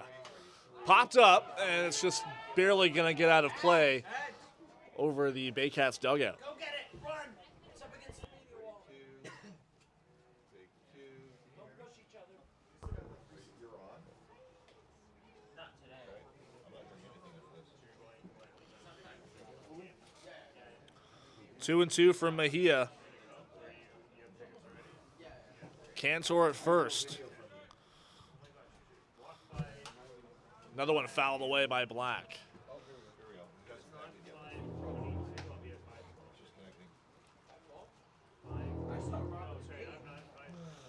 Well, if Mejia can get through this top of the 5th and the Baycats can hold this lead, he will be in line for his first win of the season, something that I know he would love to accomplish here tonight. Get his first win as a Barrie Baycat as well. 2-2 on the ground, foul again. Really nice at bat being put together here by Brody Black, who, when you look at the Red Sox statistically, you don't see this very often. Black leads the team in strikeouts, but also leads the team in walks. Been punched out 21 times. He's worked to walk 11 times. Reminiscent of Ryan DeSantos with the Toronto Maple Leafs last season. I know he led the league in walks. I don't know if he led in strikeouts. But Runner goes, and he's got second base stolen. Second steal of the game for Jacob Cantor. Well, that was exactly what we said. I mean, he showed his aggressive prowess on the bases in the third inning. Great speed, despite being drilled on the ankle with a pitch in his at-bat. Steals second, and now his second theft of this game. He's in scoring position now. Doubled his season total in this game alone, as Black now has a full count. 3-2, swing and a miss. Black frustrated with himself there, and it's a third strikeout of the game for Juan Mejia. So now that stolen base by Cantor looks really important because it takes away the potential inning-ending double play. And again, another chance for the Red Sox to drive in a run to get them back to within a run. With Cantor in scoring position, one out now for Holick. Holick leads the team in batting average. And was in a similar situation back in the third inning. Had Cantor on second and ended up working a walk. Another chance for an RBI. Cantor goes here. Here's the throw from Cyprien. It's in the dirt. And no chance for a tag there from Hull. Too much effort to recover the bounce on that throw. And third steal of the game now for Cantor. He's 90 feet away. And that's at least the second underthrown ball by Cyprien on stolen base attempts. That one low. He bounced one up to second on the throw to get Cantor earlier in this game. There was a lot working against Cyprien. He's got a great arm, but having to go around Holick there to try and make the throw might have gotten in his way. Up the middle, that's a base hit. Cantor is going to come in to score. It's an RBI single for Tim Holick. And just like that, Brantford is chipping away. It's a one-run game once again. And a run manufactured by Cantor with the two steals, including stealing third. Not sure he would have scored from second on that one. But because he was at third base, he does. And Brantford now back to within a run.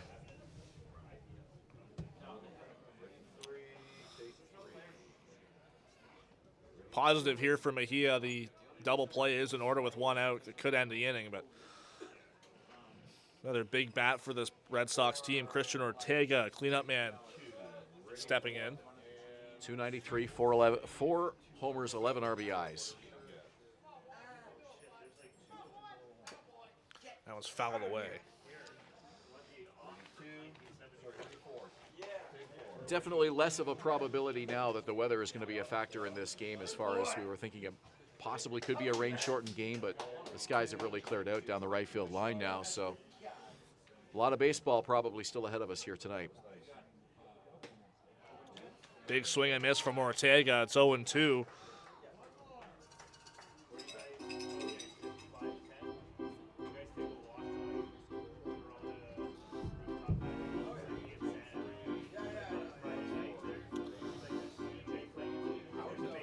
Ortega with the RBI single in the third inning that scored Cantor the first time. Here's a pitch from Mejia on the ground. It's going to be a foul ball. Well, Hull did the right thing by moving to his right. He was in position to play that ball anyways. You never know which way that last bounce is going to go, and he was in foul territory. Out of his reach and well foul, but good to see him get a good read on that ball. Hasn't played a lot of third base this year.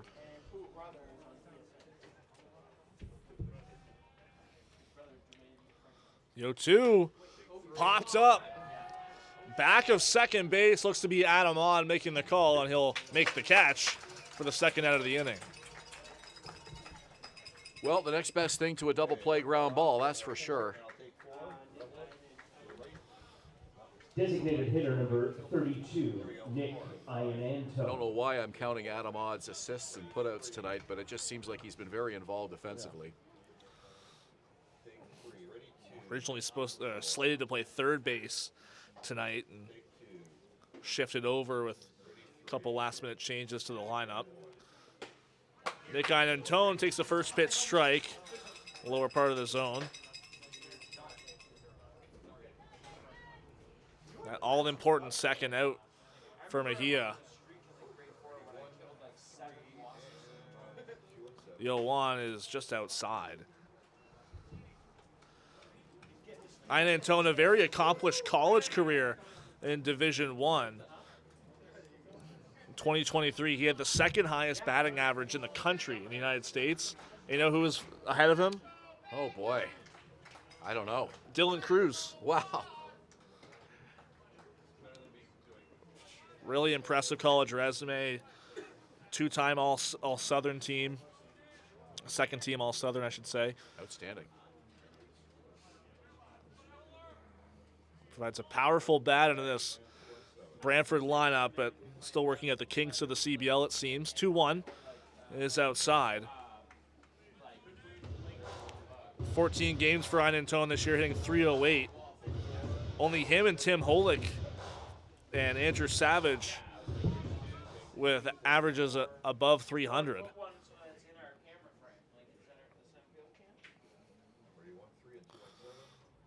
The 3-1 for Mejia. On the ground, tough play for Barker. He won't be able to make it. It's off his glove. And we'll have to see what the ruling is on that one.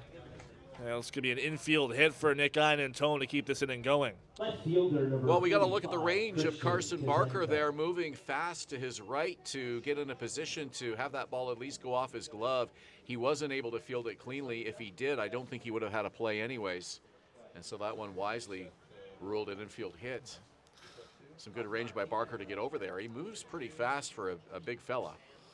Yeah, I know his preferred infield position is third base, but probably not going to see Noah Hull play up the middle, so second base it is tonight for Barker. That's a line shot down the line, just foul off the bat of Christian Kazemka. Well, if that ball was a little bit to the right, this score is flipped because you would have both runners coming in on that one for sure, and it would be a 4-3 Brantford lead. That's how close they were to just taking the lead, and now a conference as Wandy Cyprian comes out to chat with his pitcher. Toughest inning so far, you could argue, for Juan Mejia. And there is action in the Barrie bullpen. So one mound visit used by the Baycats as Francisco DiBiase signals to each dugout.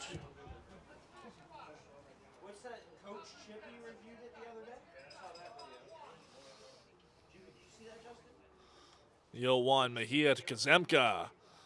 It was just outside. You can see now with runners on base, I noticed it a couple times throughout this ball game, but Mejia really abbreviating that delivery. You can see how short it is. He barely doesn't even have a slide step. Do you think that's because of the runners that are on? I think so. You're right, a very noticeable adjustment. Does change it up a little bit. As soon as we say it, he does the opposite. Yeah. But you see it a couple times, like he doesn't even raise his leg. You know, sometimes you see Carlos Sano, it's also noticeable on him, or he has that slide step with runners on. I've tried doing that with Frank Garces, trying to guess, because he makes adjustments too, even mid at bat with his delivery, and every time you point it out, he does the exact opposite of what you said. So, which is what he's trying to do, trying to catch the batters off guard, right? So. Rob, I think we need to make the announcement. Well, it looks like the plan for Mejia is just get him through 5, put him in a position to get that first win of the season, and manager Josh Matlow giving him every bit of confidence here to do so. And Brady Encarnacion is throwing for Barrie right now. Right-hander. 3-1. Kazemka, huge cut and a miss to work a count full. So 3-2, 2 out of the runners will be off on the pitch. Well, we talked about Brady Encarnacion being a 2-inning guy. If you can get through the 5th with Mejia, have Encarnacion do 6-7, then you only need to bridge one more inning to get to Carlos Sano in the 9th, or have Carlos pitch 2 innings, which he can do. Long look in as Kazemka had called time. Mejia comes set. 3-2, 2 out. Here's the pitch. Swing and a miss! Huge strikeout for Mejia as he gets out of a jam in the 5th. The Red Sox do chip away. They score 1 in the top half of the inning. And it's 3-2 Barrie as we go to the bottom of the 5th here at Athletic Culture Stadium. Danielle May Real Estate, supporting the Barrie Baycats and ready to help with all of your real estate questions. What is your home worth? Should you sell now or wait? Danielle is dedicated to your success. The next time you think real estate, think Danielle May.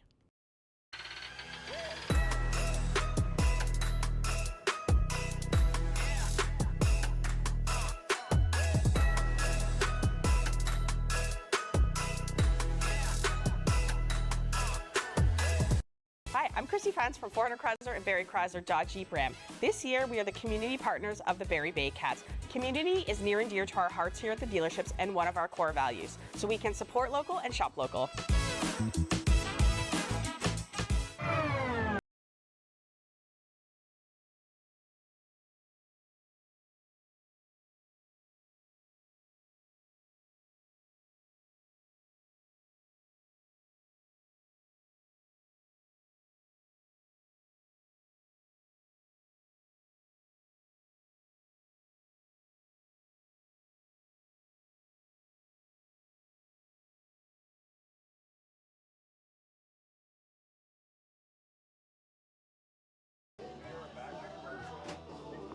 Tag here.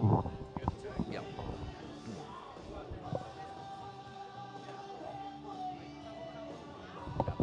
Thank you. Bottom of the fifth inning is brought to you by One-Eyed Jack Barrie. Bring your same-day Baycats tickets before or after a game and get 10% off your bill. He's been Davy. I'm Julius Hern. It's the bottom of the fifth inning at Athletic Kulture Stadium. The sky is getting darker, but it's also just past sunset as well, so see how the weather holds off. There was a strong chance of more showers later into the evening, but we are in the bottom of the fifth inning. Barrie is up 3-2. So this game would be official. Yeah, you talk about how huge that strikeout by Mejia was. It does make this game official. First pitch is a line or a rocket ground ball foul off the bat of Ryan Rio. Of course, now the Baycats need to maintain their lead here, if not add to it. Rio, Macabrota, Cyprian due up here in the fifth as Rio swings right through an off-speed pitch from Leandro Mejia. Definitely feels like we're going to be going the distance here tonight. Just looking at the sky and very dark clouds over left field, but that's going the other direction. Swing and a miss. Rio down on 3 strikes to begin the bottom of the fifth inning. Tough night for Rio, 0 for 3 already through five innings First baseman number 20, at bats. Nolan Macabrota.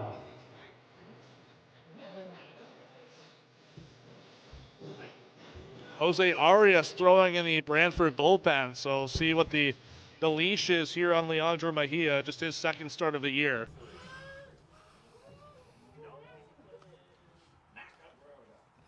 First pitch to Macabrota on the ground, and it's going to be just foul. Would have been a tough play for Christian Ortega nonetheless. I'm sure Josh Matlow wants to see more out of the middle of his lineup than he has seen so far here tonight. Rio, Macabrota, and Cyprian a combined 0 for 7 so far through the first half of this game. And the only ones not even to reach base in this Baycats lineup. So in the bottom and top thirds, getting things done for Barrie is another big swing and miss from Nolan Macabrota. Yeah, you really feel like in order for them to be able to add to this 3-2 lead and really stretch themselves into a comfortable position, the middle part of this lineup needs to be firing. And they haven't done anything yet tonight.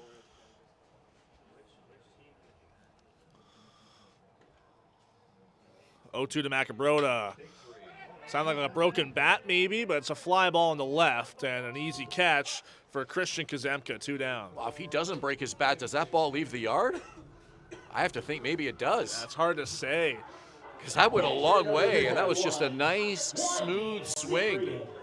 Did not seem like a home run cut. It didn't even seem like he barreled it either.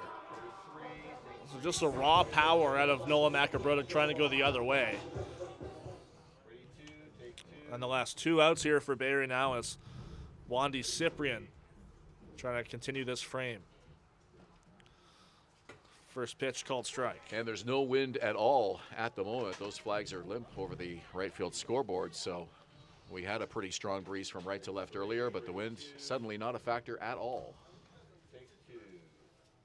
And that means the mosquitoes are going to be coming out. Foul off by Cyprian 0-2. I ordered some mosquito spray and it never got to us. I don't know what happened. About 3 people over there said they were going to hand us some bug spray and they never did. So I will say, whenever people ask me, like, oh, how are the bugs out there, when I tell them that I do this, I'm like, oh, they're better than you think they are. But tonight's one of those nights where it's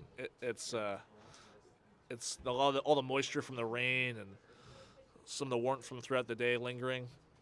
0-2, Cyprian sees it high and in. Oh, it's chilly tonight, but it's not chilly enough to keep them away. So definitely a mosquito night here at the ballpark. We're only in the 5th. It's definitely all the moisture from the rain throughout the late afternoon. There you see our temperature, 15 degrees. 1-2 on Wandy Cyprian. He has pitched. His ground ball to short. Lucas Bateman can't come up with it, and Cyprian's going to reach on the air to continue this inning. Well, Bateman, rather than playing the ball, decided to let the ball play him, and it just ate him up.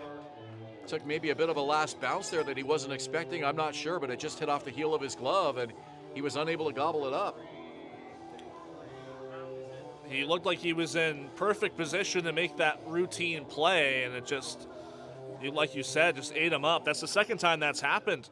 Happened to Christian Ortega in the 3rd inning. Well, you have to field a ground ball like that in the way that you feel most comfortable, but you contrast that style with what you would see from this guy at the plate, Adam Ott, who will charge a ground ball, even at shortstop, and make a running throw if he needs to, if it's going to be a close play. Bateman decided to play back and wait for that ball to come to him. And it ended up burning him.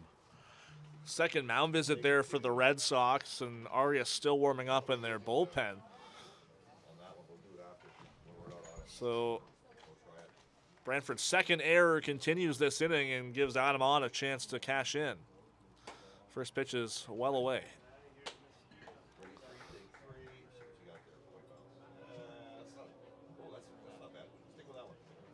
Two Brantford errors tonight, and I know that's an error of the dimension of their game that they're looking to clean up.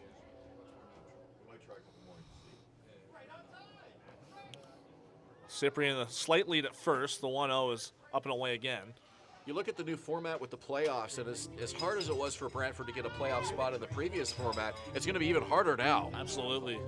You know, even if they have taken a little bit of a step forward in terms of getting out of the basement of the standings, they're going to need to finish 5th to get to that play-in. So makes the construction of the team and the organizational effort that much more important as well.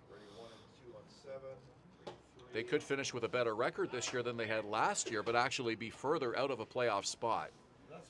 And that can be a little bit demoralizing for a team that's just kind of struggling to establish itself. They've sort of rebuilt this team a number of times in recent years and haven't really been able to become playoff competitive. 3-0 to Odd is in the dirt inside, and a 4-pitch walk. 2 runners on now in the second, 2 outs here in the 5th. The way that Barrie's been able to approach 2 outs hitting in this game has been quite impressive. Well, this is where the Baycats, you don't want to strand runners. They left the bases loaded in the 3rd inning, and even though they were able to score twice in the 4th, they still left 2 runners on. Now you got 2 on with 2 away here in the 5th, and the last thing you want to do is not be able to get either of those runners in and add to your lead here. First pitch to Clayton Keys hits him, and in a really tough spot for him. Seems to be quite a bit of pain as he takes his gear off and heads down to first base. And man, has this inning really blown up for Leandro Mejia. An error, a 4-pitch walk, and a hit batter in the span of 6 pitches.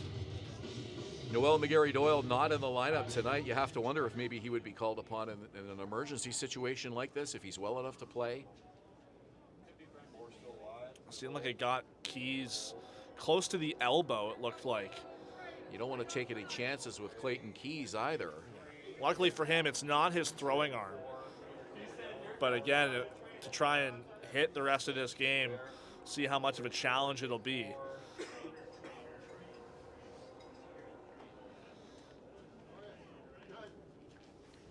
Well, you could always move Noah Hull back to the outfield, but then you need a third baseman, so options somewhat limited here with the Hernandez brothers not playing. Of course, they're here, so you could make some adjustments if you need, but hopefully Clayton Keys is going to be okay, and it looks like he is. Glad to see that he'll head down the first. Obviously, in the moment, that kind of pain definitely seems to stand out, but it'll get better throughout the rest of the game for him as Barker will step in with the bases loaded. His biggest at-bat as a Baycat so far right here. Bases loaded, team up by a run, chance to build on this 3-2 lead. He's having a great night at the plate so far. Seems like at this point, Jose Arias is just waiting for his name to be called, but Leandro Mejia will stay on the mound for this at-bat with Carson Barker.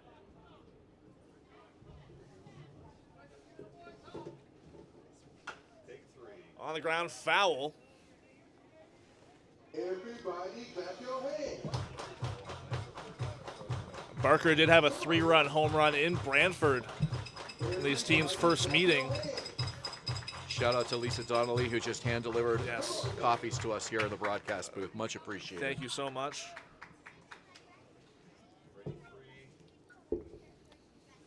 The 0-1 outside.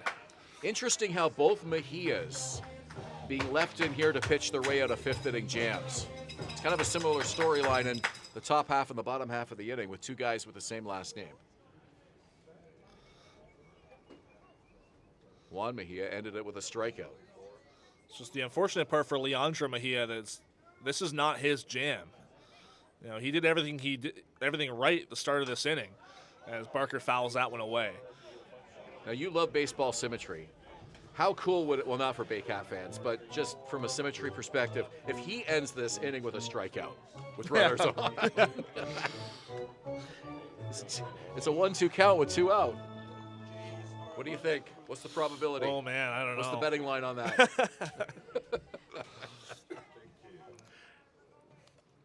Infielder is back for Brantford. Bases loaded. Here's the 1-2. Barker skies that one into left center field. It's going to be a tough play. It's going to get down. 1 run is in. 2 runs are in. It's another RBI single for Carson Barker. Get the Baycats out in front 5-2. Well, so much for the inning-ending strikeout. Carson Barker with a beautiful piece of hitting. Could not have placed that ball in a more perfect spot if you handed it to him on a clipboard and said, put the X anywhere you want. It just dropped into shallow left center field and hung up there just long enough to touch green. And with the runners in motion, 2 Baycats score.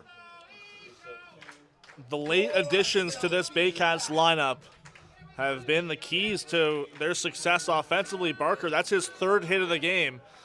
And Ejo goes up the middle, a little bit deeper. It's going to hang up, and it's going to be caught by Walker Hultgren to finally end this inning. Couple unearned runs against Leandro Mejia, and the Baycats extend their lead, the first 3-run lead. They're up 5-2 as we go to the 6th inning.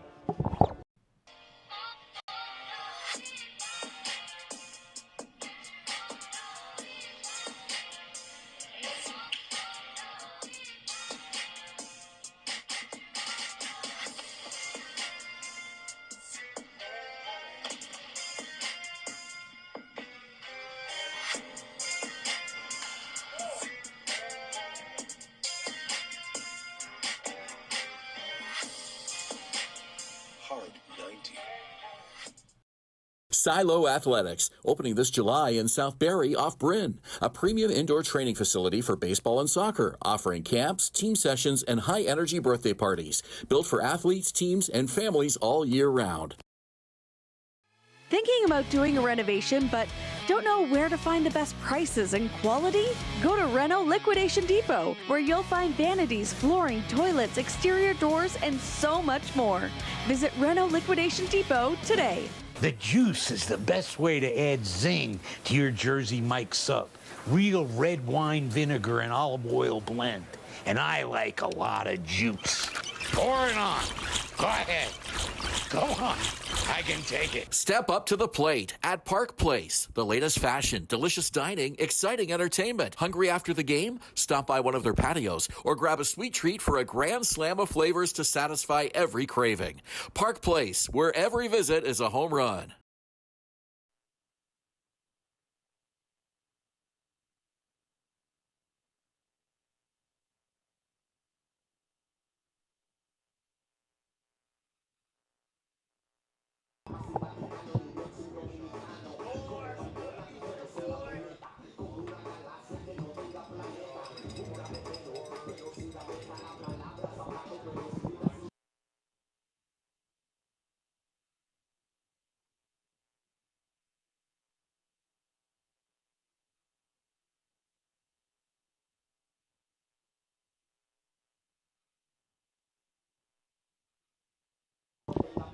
Back live at Athletic Culture Stadium in Springwater Township. It's the Barrie Baycats on top by a score of 5-2 after 5 innings as the Baycats make their first pitching change of the evening. And Brady Encarnacion making his 8th relief appearance of the season after Juan Mejia, the left-hander, worked his 5 innings in line for the win. The right-hander comes in a 5.25 ERA through 12 innings so far this year.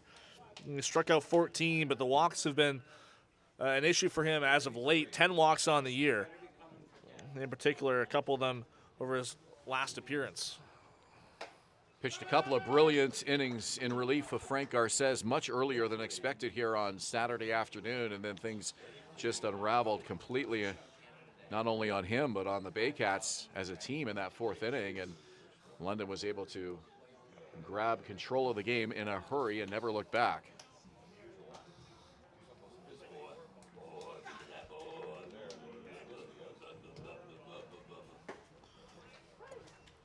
Called strike, it's 0-2. This is Walker Hulkern, center fielder, 1 for 2. Encarnacion, likely a 2-inning guy. That's kind of been his role in the bullpen for Barrie this year, and especially after 5 innings. If he can get through 6 and the 7th, that would be ideal. Lots of options for Josh Matlow tonight with the Baycats off tomorrow, and only one more game this weekend, and that's on Saturday in Guelph. Saturday night at David E. Hastings. Not a whole lot of Saturday night games in Guelph. I'm excited to see how that one's going to play out. 1-2 pitch, and it's 2 balls and 2 strikes. Guelph is always a nice road trip, not too far, not too many miles on the vehicle there to get to a nice neighborhood ballpark in one of the older parts of the city. Parking's a bit of a challenge. That's the only thing with that ballpark. You got to get there early. I plan on being there on Saturday. 2 balls, 2 strikes. Encarnacion kicks and delivers. It's popped up to the outfield left side. Daly in the game and makes a putout. 1 away. Yeah, first batter of the inning, it's Brendan Daly. Just came into the game as a defensive replacement for Clayton Keys, who was hit by a pitch in the bottom of the 5th, and likely just a precaution. And for Clayton Keys there, I want to see that pitch hitting him close to the left elbow. Cassidy Watt 0 for 2.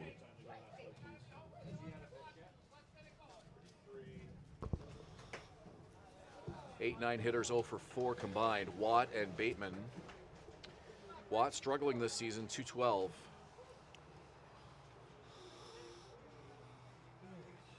One and 0 the count.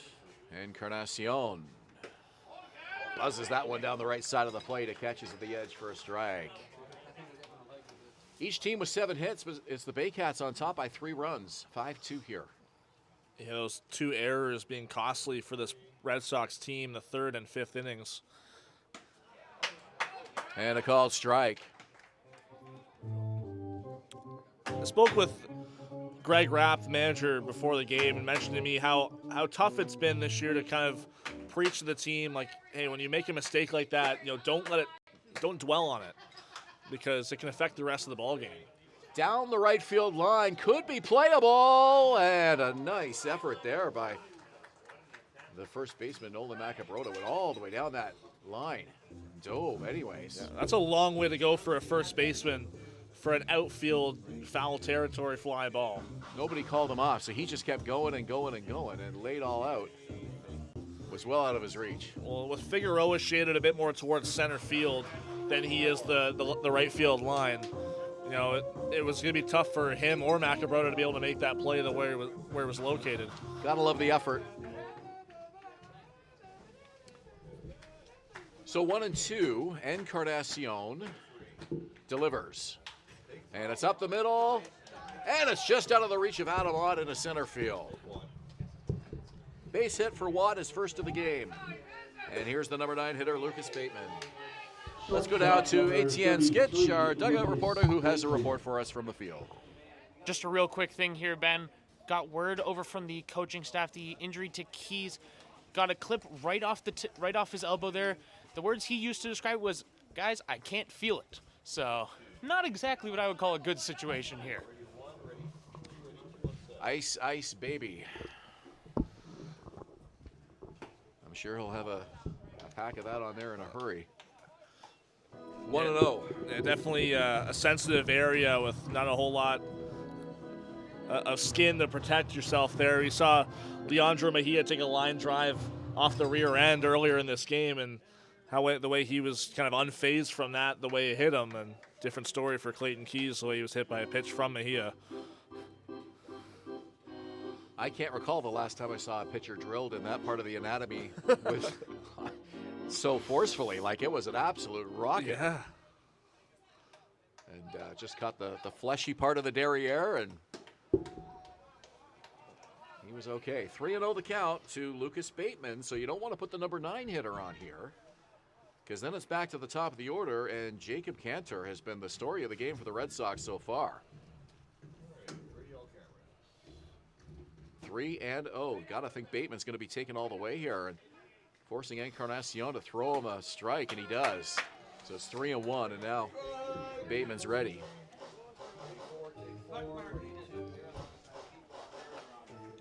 Watt at first, 1 out. We're in the 6th. Runner goes. It's a strike. Here's the throw, and it skips by. Well out of the reach of Adam Watt, who went flying across from shortstop. Throw was actually on the other side of the bag. Yeah, just the way that throw came in, as it passed the mound, it just kept veering wide towards the first base side of second, and no shot. Don't really see Cassidy Watt as a base stealer, but he got a great jump there. Another underthrown ball by Wandy Cyprian. He's had a few of those tonight, and that one was offline as well. So the Red Sox pounding on that. This one weakly hit back to the mound. The throw over. Got him! Brady Encarnacion with an athletic play to get all the way over to that third base line, and he threw a strike. The runner stays put as well. Second baseman, number 9. I'm surprised Cassidy Watt didn't take advantage of that ball, the way it was placed. Yeah, it was on the left side of the infield, but Encarnacion wasn't even looking his way. He was going to first base the entire way, and a great play under, staying calm and composed to make that throw to first. A good jump by Watt, and he would have had third uncontested. Encarnacion only had one play, and that was to get Bateman at first, and it had to be a perfect throw, and it absolutely was. That might have been the nicest defensive play we've seen from a pitcher all season. By the way, for Watt, that was his first stolen base of the season. So runner at second with 2 out, and here's Jacob Cantor. You know exactly all about him from what he's done tonight, and he's able to get ahead in the count here, 2-0. 2 singles, 2 runs scored, hit by a pitch, 2 stolen bases. One of them after getting hit by a pitch. 3 stolen bases. Well, first time he's been up with 2 outs, so we'll see what kind of changes with his approach. He's taken a couple early pitches here, but against Encarnacion, his approach might have changed a little bit compared to the lefty Mejia. Well, that's a good point. 2 of his 3 at-bats have been to lead off an inning. He led off the first, obviously, and then led off the 5th. When he came to the plate in the 3rd, there was only 1 out.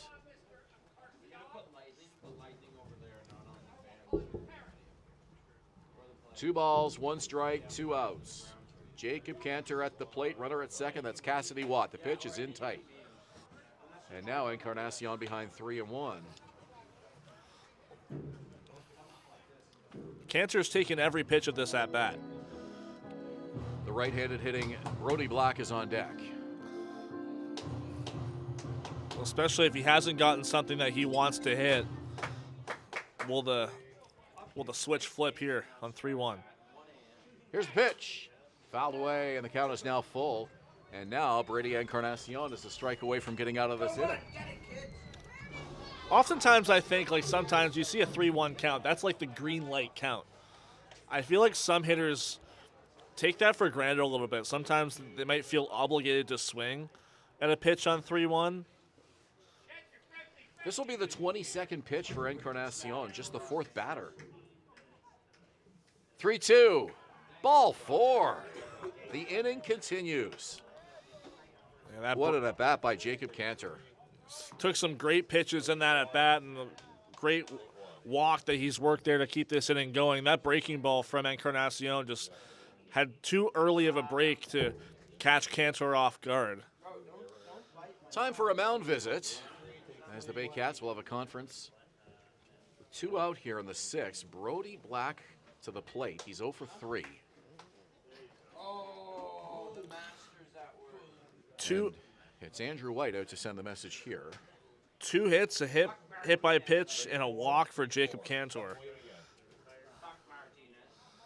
That's what you want from your leadoff hitter. Getting on base every which way, scoring twice, stealing 3 bags. Hands down, the player of the game for the Red Sox so far.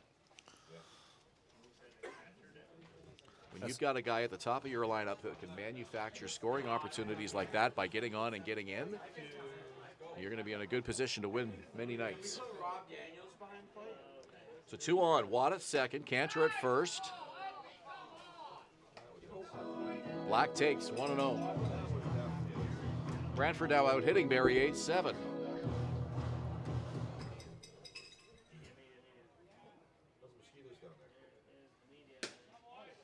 One. Much different start to this outing for Encarnacion than we saw here on Saturday when he retired 6 straight. Struggling here in the 6th with 2 on now. Runners lead. Encarnacion delivers. Bounces up to the plate. Outside. That's the same pitch he tried to use on Cantor with a full count. It's not fooling them. The break is just far too early. You can see it from up here. It's breaking like halfway before it gets to the plate, and that's why it's so far outside by the time it gets to Cyprian. That one missed outside. 3-1 now.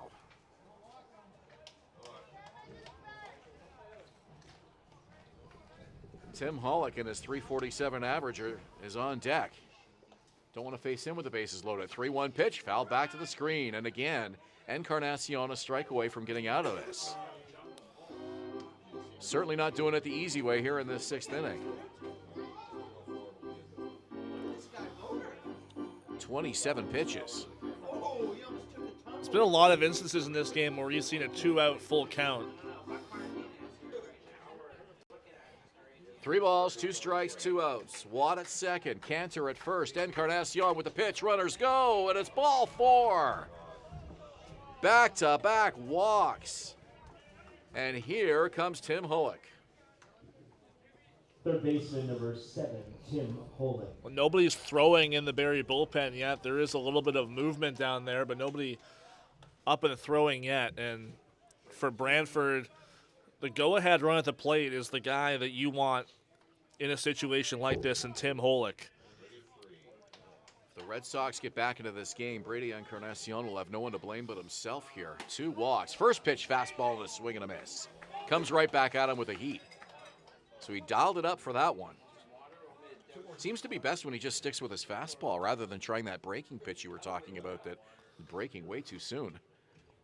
Of course, you can't throw the flat fastball every pitch. That one up high, 1-1. Well, I think on that breaking pitch, he's coming at it too much like it's a fastball. And, trying to just get it over the plate, but it needs to start inside because it's breaking away from righties. 1-1. Here's the pitch. Gets the strike on the outside corner, 1-2. Here comes the most important pitch of the game again for Brady Encarnacion as he tries to get out of this jam. Red Sox have the bases loaded. 2 away. Hollick's pitch. Swing and a miss! Brady Encarnacion with a clutch strikeout after 2 walks to load the bases. And crisis averted as we go to the bottom of the 6th inning. 5-2 Baycats. Hi, I'm Chrissy Fans from Foreigner Chrysler and Barrie Chrysler Dodge Jeep Ram. This year, we are the community partners of the Barrie Baycats. Community is near and dear to our hearts here at the dealerships and one of our core values, so we can support local and shop local.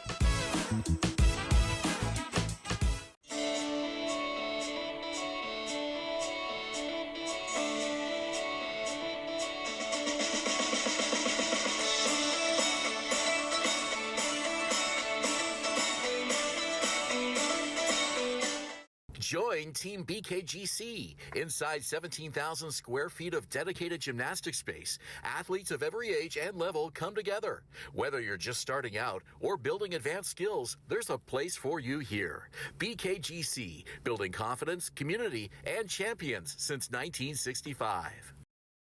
Visit Alliance Billiards and Sports in the northeast end of Barrie. A fun, friendly family environment offering pool, darts, karaoke, and live entertainment. Enjoy a large variety of delicious food and drinks on the patio. You'll come as a stranger and leave as a friend.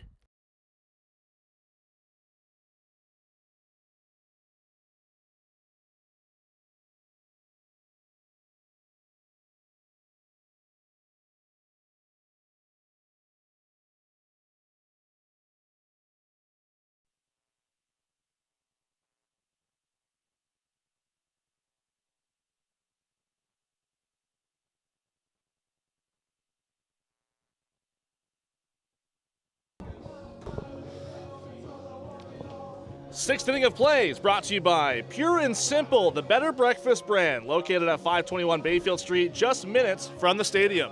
Ben Davy, Julius Hern, we're in the bottom of the 6th inning here at Athletic Culture Stadium. It's 5-2 for the Baycats as the Red Sox go to the bullpen for the first time this evening. Yeah, it's Jose Arias, typically a starter for this Red Sox team in his first year with the club.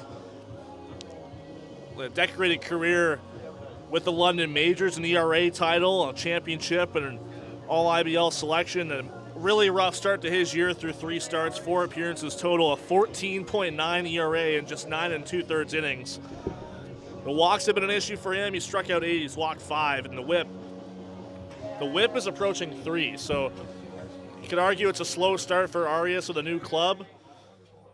Maybe a relief appearance here in Barrie can try and get things going for him throughout the rest of the year. Arias comes on in relief of Leandro Mejia, who pitched 5 innings tonight, as did his counterpart, Juan Mejia. Leandro will turn over a 5-2 deficit to Jose Arias, and leading off will be Noah Hull for Barrie here in the 6th. So Hull tonight with a ground out, reached on an error and a double. Has yet to score. First pitch from Arias. And he just missed, high and away. If you're just joining us, maybe you're getting home from work, putting the TV on, it's 10:15. You're looking at the game, you're like, oh, haven't missed quite as much of this game as I thought I might. This game started a half an hour late. 30-minute weather delay to start. We got going just after 8 o'clock here at Athletic Culture Stadium. And the rain has held off since. From all the projections we were seeing before the game, it really seemed like it was only going to be like a half-hour break between rain. But this ball game has gone official in that entire time, and I think a lot of people wouldn't have thought that would be the case tonight. Right-hander Noah Law up to throw for the Red Sox. This one's popped up on the infield right side. Looks like it'll be Cantor's ball. Back near the grass, takes it for the out. Had to be careful. Want to watch your footing, especially on that wet dirt He was coming dangerously close to the lip of the grass. Fielder number 13, Edgar. I think that was a big concern from the Hernandez brothers before this game, and maybe a reason they're not in the lineup today is, yes, the wet grass, but also a lot of this sod around the edges of the dirt is brand new. So some of them still have a little bit of a lip because it just got laid pretty recently. It hasn't quite, married with the rest of the grass, so to speak. So that could be a slight hazard if the wrong scenario comes up. Yeah, the last thing you want is one of those guys rolling an ankle at this point of the season. And it was an interesting decision to take them both out of the lineup together at the last minute.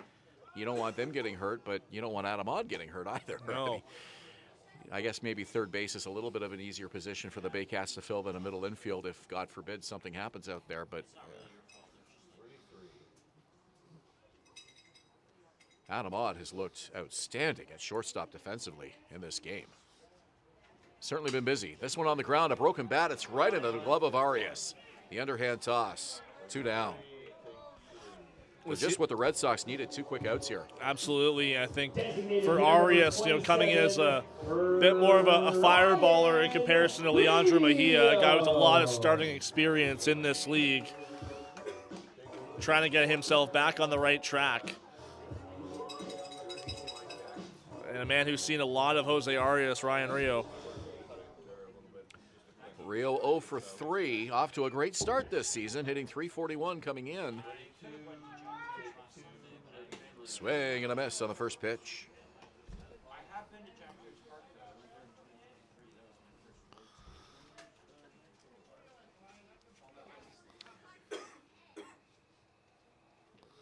We mentioned Arias pitched in that 11-6 Baycats win when these teams met on June 5th in Brantford. Arias was the starter, lost to Frank Garces. Yeah, pitched only 3 2/3 in that game, allowed 4 hits, 2 runs, 2 unearned runs. Canisijo had a big night that game, going 3 for 6, a homer and 2 RBIs. Carson Barker homered in that game along with Jacob Cantor.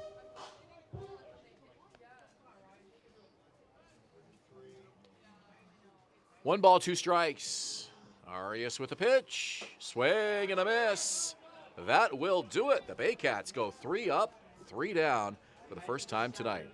A quiet bottom of the 6th against Arias, who does a nice job in his first inning of relief. We go to the 7th. 5-2 Barrie here at Athletic Culture Stadium. Danielle May Real Estate, supporting the Barrie Baycats and ready to help with all of your real estate questions. What is your home worth? Should you sell now or wait? Danielle is dedicated to your success. The next time you think real estate, think Danielle May.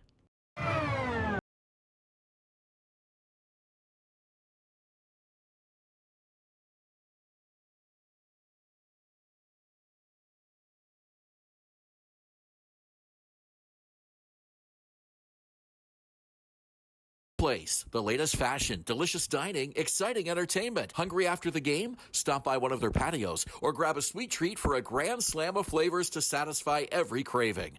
Park Place, where every visit is a home run.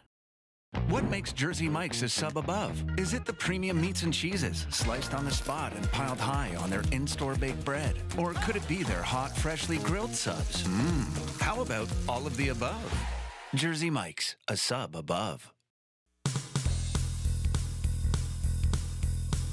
Join us this summer at the Baycats Summer Baseball Camp.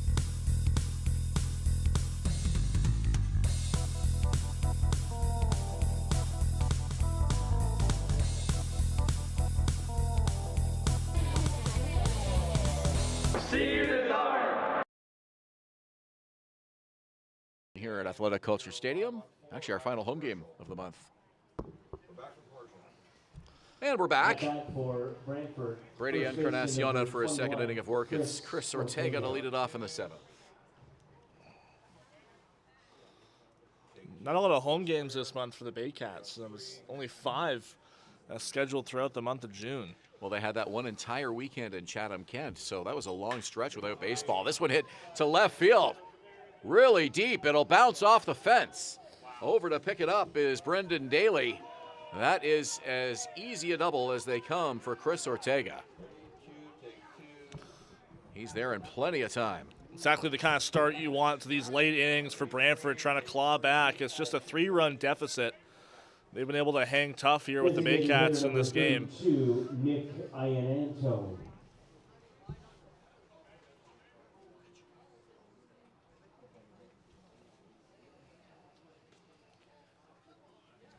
So a leadoff double for Ortega. Here's Nick Ianatone. 1 for 3 tonight. Hits this one deep. Center field. Ijo makes the catch, runner tags.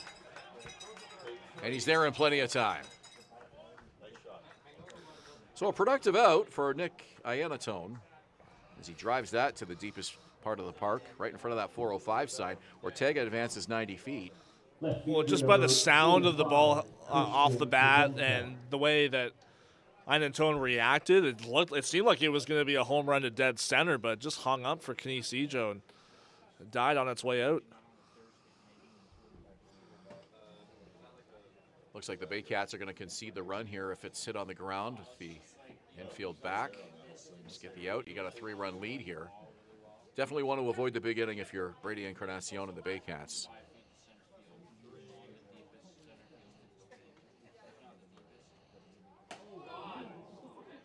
In tight 2-0, and Encarnacion really having a hard time getting ahead in the count here. Back-to-back walks nearly cost him in the 6th. Dodged the bullet with a huge strikeout. Red Sox left the bases loaded in the 6th inning. Swing and a miss.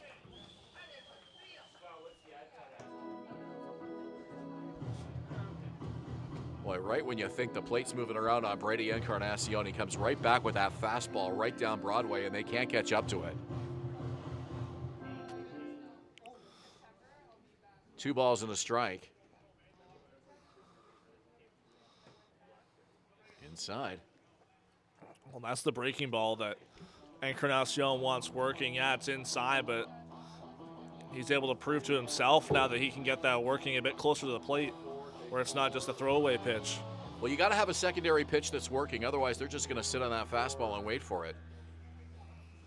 Clearly, the fastball is his bread and butter, but the breaking ball has been a struggle tonight. 3 balls and a strike. Kuzemka knows he's going to see something good here. Here it comes. And he's taking all the way. Kuzemka tends to be a bit more of a high ball hitter. That one a bit low in the zone for him. Something that he wants to drive something. He had that double back in the 4th inning, and he was stranded. So he wants a similar pitch like that. Decided to pass on that 3-1, but if Encarnacion puts it right back there again, Kuzemka's going to have to be swinging. 3 balls, 2 strikes, runner at third, 1 out in the inning. Brady Encarnacion with the crowd behind him. Here's the pitch. Fly ball, shallow first base, and over to catch it is Macabrota for the out. Over near the Barrie dugout, very shallow right field in foul territory. It looked like a good pitch for Kuzemka to hit, but it got in on him and jammed him, and a foul out towards first base is the result. Exactly what Encarnacion was looking for. You got that 3-run lead, so it's not like you need to pay too much attention to that base runner at third. You just want to be getting the routine outs when they come. Here's Walker Hultgren. 1 for 3, swings and misses. Boy, he has some heat on that fastball, doesn't he? Yeah. You know, this being his second inning of work, and a couple others starting to move around. Braden Pakula throwing in the Baycats bullpen. He knows that this is the last out he needs to get before his night's over, likely. Yeah, can really empty the tank here as opposed to his 6th inning, where he had to really pitch conservatively and ended up giving up the back-to-back walks. Control seemed to be a bit of an issue. Here he can just rely on the fastball and try to get this 3rd strike. No balls, 2 strikes, 2 outs. Pitch from Encarnacion. Fly ball, center field. Ijo to his right. He sees it, and he's got it. So after the leadoff double, Brady Encarnacion with some nice pitching to retire 3 in a row, and it is stretch time here at Athletic Culture Stadium. 5-2 Barrie. We're back with the bottom of the 7th when we return.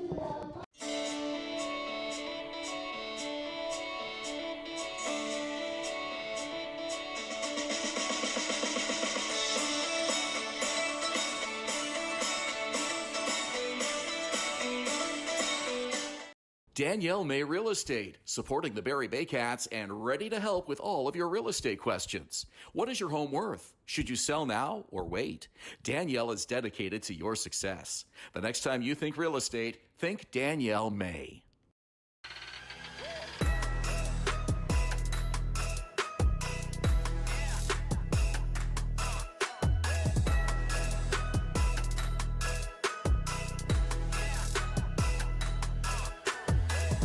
Hi, I'm Chrissy Fans from 400 Chrysler and Barrie Chrysler Dodge Jeep Ram. This year, we are the community partners of the Barrie Baycats. Community is near and dear to our hearts here at the dealerships and one of our core values, so we can support local and shop local.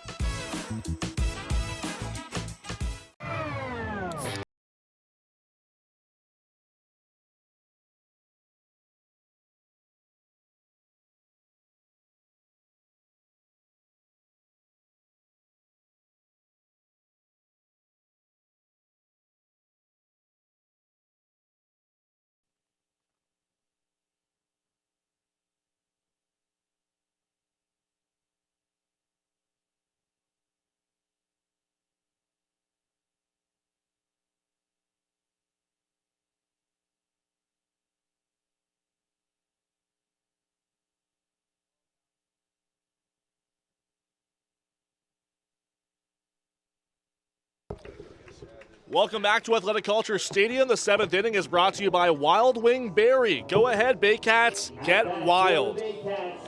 Baycats would love a wild bottom of the 7th here to try to put this lead in a little bit more of a comfortable territory. Brantford sticking around here, certainly getting their chances. Had plenty of opportunities against Brady Encarnacion in the 6th and 7th. Unable to chisel away at this 3-run deficit. And now the Baycats with a chance to add to it.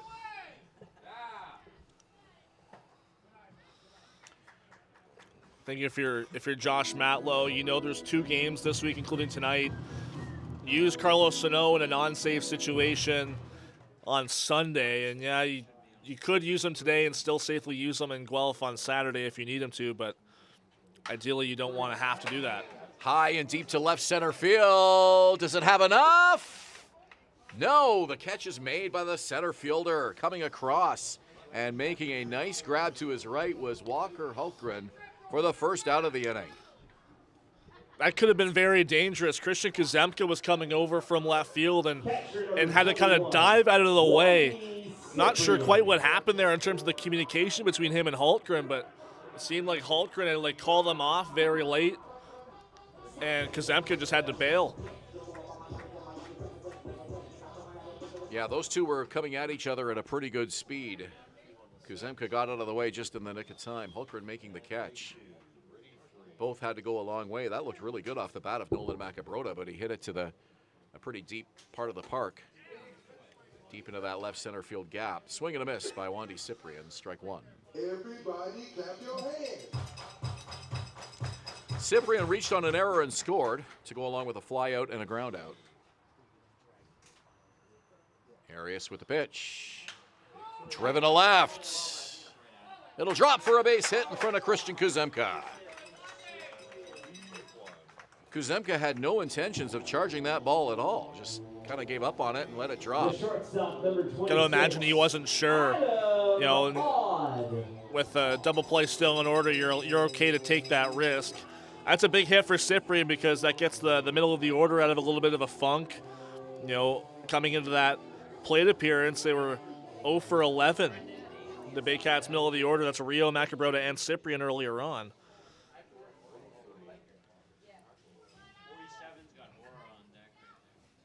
So Cyprian at first, 1 out. Adam Odd now, who has a strikeout, a walk, and a single, and he hits this one through into left field for a base hit. Rounding second is Cyprian. Here's the throw, not in time. They go to second. Safe there. No, they got him. Out at second. Adam Odd tried to stretch an extra base out of that, and no argument from Odd as he takes off his helmet, and he's shaking his head, but he did not protest his case. Now, you can tell from his reaction, clearly he did not agree with that call, but decided not to make an issue of it. Well, knowing he got ejected from a game here on Saturday, having to serve a suspension on Sunday, knowing he's got to be a little bit more careful when it comes to the umpires, I'm sure he really wanted to argue that call because he had a great case. It looked right from up here that he had gotten the foot in well before the tag came in. Some aggressive base running, but obviously Adam DeCare coming in from third base, making that call, it looked like, or excuse me, Chubave coming in from first, making that call. So, Cyprian at third, 2 out in the inning now. Adam Odd got ejected from the game here on Saturday afternoon. Did not want a second ejection, so he smartly controlled his temper. You're never going to change an umpire's mind. I've never seen that in the history of the game. I think it's just a kind of a pick your battles kind of moment, especially late in the game. You have a 3-run lead. So that play goes down 7-5-4, I believe. Hopefully I don't get suspended for calling him safe before the umpire made the call. We have to be careful as broadcasters. You thought he was safe too. I saw your hand signal. I was motioning safe because I was at the moment 100% sure he was in there. Me too. But your opinion, my opinion, and $3.50 will buy you a cup of coffee.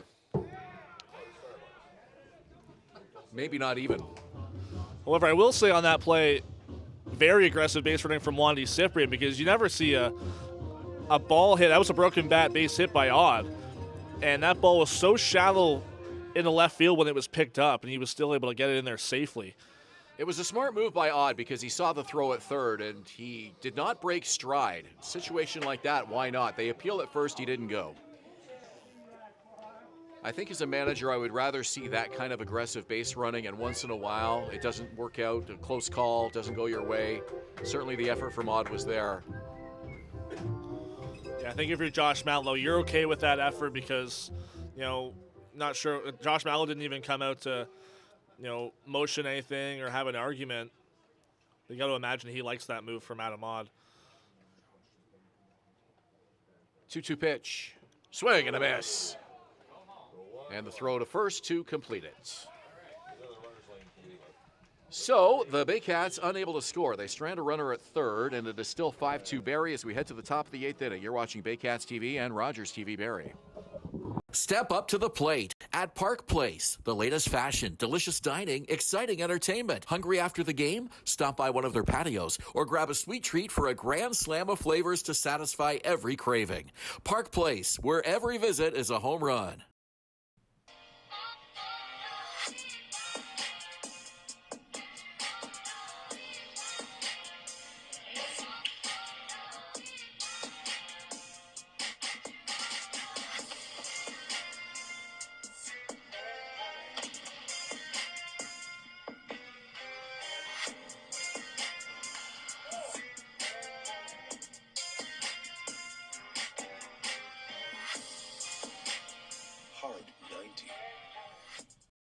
Silo Athletics, opening this July in South Barrie off Bryn, a premium indoor training facility for baseball and soccer, offering camps, team sessions, and high-energy birthday parties, built for athletes, teams, and families all year round. Thinking about doing a renovation but don't know where to find the best prices and quality? Go to Reno Liquidation Depot, where you'll find vanities, flooring, toilets, exterior doors, and so much more. Visit Reno Liquidation Depot today. The juice is the best way to add zing to your Jersey Mike Sub. Real red wine vinegar and olive oil blend. And I like a lot of juice. Pour it on. Go ahead. Go on. I can take it.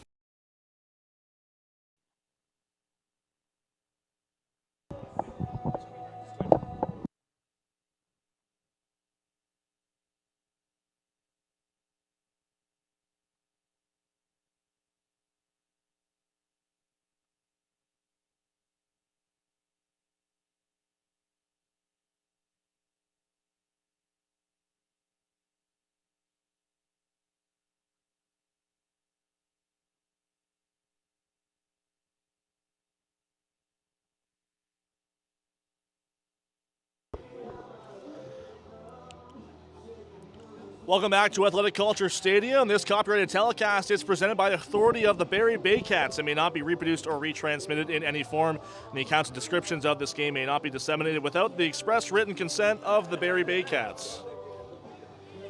You must be a copyright lawyer, because I noticed you condensed that disclaimer into a much more abbreviated form than we have normally been reading there, but that was very concise. Well put. Thank you. Whatever editing you did to that was well done. Thank you. I think it still covered all of the angles. Yeah, I think so too. That's all that matters. Here's Cassidy Watt to lead it off for the Red Sox in the 8th. Ben Davy, Julius, Hern, ATN Skitch here at Athletic Culture Stadium in front of just a smattering of fans here at the ballpark. It was a low turnout to begin with the weather tonight. I don't think we'll see too many sparse crowds like this after tonight with the weather getting nicer and the kids out of school, but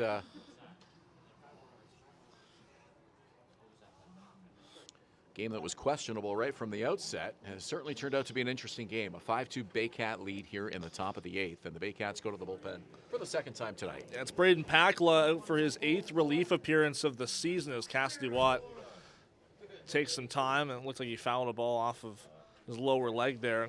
A 3.86 ERA and a 1-0 record for Pakla in 14 innings so far this year. Really got roughed up in his last game against the London Majors. 3 innings pitched in that one, allowed 4 earned runs, 7 of them total. 7 hits, 3 walks. Seemed to struggle early in the innings that he pitched on Saturday afternoon, and then he would get the big outs, but often the damage had been done. So it was definitely a frustrating relief outing for Pakala on Saturday, and really for the entire Baycats team that afternoon. They followed it up with a monster victory over the Kitchener Panthers the next day. But a lot of guys who played in that Saturday game, I know, are anxious to get back on the mound or on the field and just sort of erase the memory of what happened here on Saturday. It was not pretty. 1-2 pitch. That's low. Second time Pakla has gotten into a game against the Red Sox. In the first one this year, he actually got up to the plate, had a plate appearance, and worked a walk. First plate appearance as a batter in this league. Pitch is outside, maybe a little high, too. Full count now, 3-2.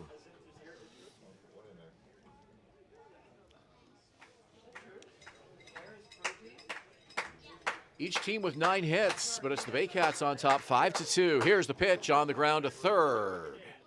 Long throw from Hull, bounces up and it skips past Nolan Macabrota. Into foul territory, and taking the extra 90 feet is Cassidy Watt. It was a long throw from Hull, but a low one. And I'm told that'll be a single and a throwing error on Noah Hull. Right from the get-go there, before the ball even got to Hull, you can kind of tell that play was going to kind of fall apart. It seemed like a ball that he should have been coming in on instead of taking a couple steps back, because as Watt proved earlier on, he has stolen base. He can run for a big fella. And he got down the line pretty good there. Obviously, it's scored a single. But going back on that throw really set Hull behind from the get-go. Yeah, it was kind of an in-betweener, and Hull gloved it cleanly, but maybe the weight shift maybe, going back instead of coming in on the ball, caused a low throw, and it ends up giving an extra 90 feet to Cassidy Watt, who takes second on the error. Pakala spikes that one into the dirt, 1-1. So don't look now, but the tying run is on deck. 8th inning. Red Sox left the bases loaded in the 6th, left a runner at 3rd in the 7th. They've had their chances. Not sure if it was announced, but this is A.J. Carosis pinch hitting. I don't believe it was announced, so a good catch. That's Lucas Bateman's number 9 spot in the order. Bateman was 0 for 3 tonight. Big opportunity here for Carosis. If he can get on and get Cantor back up the top of the order, it'd be huge for Brantford in his comeback attempt. Chases a high one. Strike 3. So here's Jacob Cantor. Second baseman, number 9, Jacob Cantor. Well, when you look at what he's done at the plate, you might say pitch him carefully, but that would bring the tying run to the plate. You don't want to do that. So Pakala's going to have to come right at him here and figure out a way to get him out. Nobody's done so yet. He's reached base all 4 times. 2 singles, hit by a pitch, a walk. He has scored twice. He has stole 3 bases. Have a night, Jacob Cantor.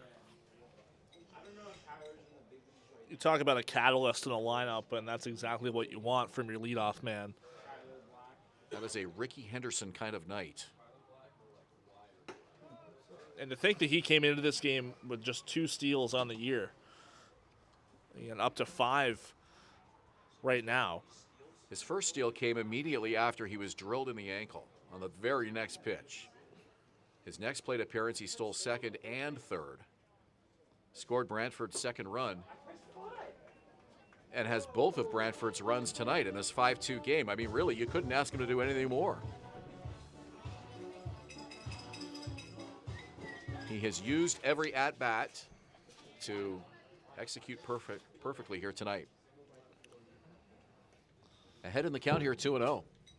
Pakala checks the runner. Takes another look and delivers. Spikes that one up to the plate. How many underthrown pitches have we seen here tonight? Encarnacion had a couple, and now Pakala throwing them in the dirt. The patience here from Jacob Cantor has really been the key to his success tonight. The first pitch of the game he took off of Juan Mejia, that was a base hit up the middle, but ever since then, the 3 this plate appearance in the previous 3, he's gotten to 3 balls. If he walks here, he'll bring the tying run to the plate. 3-0 from Pakala on the way. It's low ball 4. What a night for Jacob Cantor. 2 walks, hit by a pitch, 2 singles. And now the tying run is up. It's Brody Black, the right fielder. Number 4, Brody Black. Pardon me, he didn't work the 3 balls when he got hit by a pitch, but every other one. 2 walks and the 2nd single. He's been able to work counts, and he's been able to be successful all 5 plate appearances. Really something. You cannot underscore enough his performance in this game. So Pakala will work to Black. 2 on for the Red Sox. Here's the pitch, and he misses. Inside ball 1. Every Pakala, you can't afford to keep falling behind early in the count here. At some point, it's going to cost you. 1 out in the inning. Pakala's pitch. Pop foul, 1-1. I do see Carlos Sano starting to move around and take a couple tosses off the mound in the Baycats bullpen. So, question is whether if Pakala can get out of this inning, it depends on the Baycats offense. If it'll be another inning for Pakala or another inning for Sano, but he's got to get out of this jam first. Really nice hole between 3rd and short right now for Black, if he can find it. Here it comes. It's up high. So you got Adam Odd trying to keep that base runner honest, and look at all the green that opens up on the left side for a right-handed hitter. Yeah, it seems the outfield's playing him straight up, too. Odd sneaks in behind Watt, trying to keep him honest. Here's the pitch.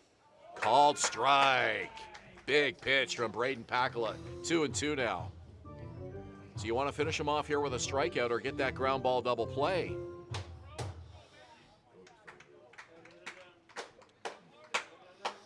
Now you're starting to hear the Brantford dugout start to get more vocal. Haven't heard that a whole lot tonight. Time is called as Black wants to step out, reset. We'll say in the game against Barrie in Brantford earlier this year, the Red Sox offense, while it was a blowout loss, the offense came alive a bit more late in the game.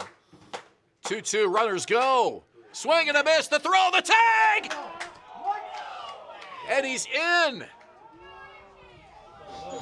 Noah Hall right there with the tag. The strikeout is recorded, so Black goes down, and it looked like a strike him out, throw him out double play, but just getting in was Cassidy Watt underneath the tag of Noah Hull. Third baseman, number 7. Brad Grieveson having some words there for third base umpire Adam DeCare from the top step of the dugout. Very close. That was a bang-bang play at third base. It could have gone either way. I'm not even sure Hull would have had to come across the bag to make that tag.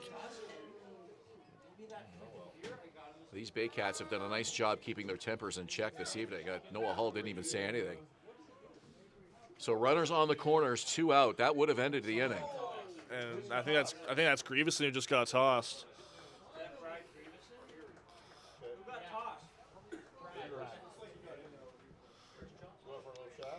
So, well, I thought Josh Matlow was coming out to talk to his pitcher, but he's going to talk to the umpire, Adam DeCare, instead. That's Brad Grieveson. He just got tossed in this game. He had a lot of words for DeCare from the top step of the dugout, as I mentioned. Oh, you're right. That is Brad. He's got the beard trim there. You're 0 for 2, get a clue. Okay, that's good. Oh, God. That'll get you tossed every time. So we're going to have to get used to that now, seeing Brad Grieveson with a much shorter beard, because that's the first thing, obviously, everybody looks for, right? Usually you see that kind of, that kind of attitude coming from Josh Matlow in terms of standing up for the rest of his players, but obviously Brad Grieveson taking it upon himself to make his own case. I'm surprised Jacob Cantor didn't take advantage of the double steal there. He's still at first base. Yeah, that's a good point, especially when you're down by 3 runs. There's a called strike to Tim Holick. It takes that up the middle fielder's choice out of play had he had gone behind Watt. But the first thing Brad Grieveson's going to do now that he's off the field is pull up the YouTube broadcast and take another look at that play. 0-1. Runners lead, 2 out. Pitch from Pakala.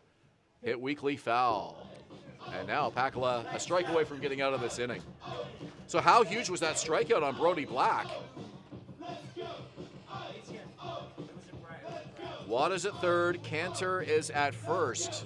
Boy, at some point, if you're Brantford, you gotta get a run here. And this is a big pitch coming up here. 2 on for the Red Sox, 2 out. Pakala's pitch up high, 1-2. Holick doesn't chase. Red Sox left the bases loaded in the 6th. They stranded a runner at third in the 7th. They have 2 on here in the 8th. Unable to score so far in any of those innings. Holick's had runners on 3 of the previous 4 plate appearances. This is 4th with runners on. And a base hit to left field. That'll score a run. Daly up with it. And holding at second is Cantor. That is a big RBI for Tim Holick. It's a 5-3 game. Let's go now to our dugout reporter, Etienne Skitch, with an in-game report. Just a quick comment here on the ejection there of Brad Grieveson. I was able to catch him just before he was heading over to the locker room there, and was saying he made some choice words to the umpire, is what we'll call it, saying that the ump asked him if he had a better view of the call than he did, and his response was yes. Was Brad Grieveson's response. So, pretty easy way to get tossed. Thank you, Etienne. Well, clearly Brad Grieveson did not have a better view of that call than the umpire who was standing right there, but point made. Well, I saw also Grieveson, he had some words from the top step. He had the slow clap. He was really pulling the drama out of it. Yeah. You don't really see him in those situations. Second call on the bases that the Baycats thought, well, there's one at second earlier in the game as well, that they certainly thought would have gone differently. 0-1 the count.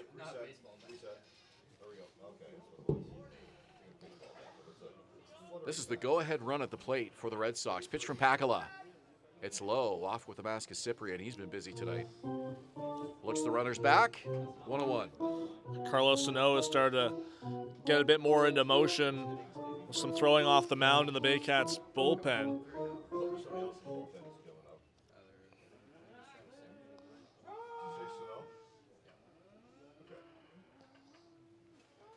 Sano, as we mentioned, leading the league in wins with 5, and doesn't want to find himself in a situation to get the win here tonight, that's for sure.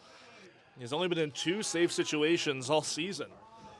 One of them has produced a save, the other was a blown save that turned into a win. You're happy to get the wins, but you don't want your closer getting the wins. No. If that's the way things are going, that's certainly not the plan. 5-3 game here. 2 on for the Red Sox, 2 outs. 2-1 the count to Chris Ortega. Here's the pitch, and it's through into left field for another base hit. Here comes Cantor. The ball is dropped, and he scores to make it a 5-4 game.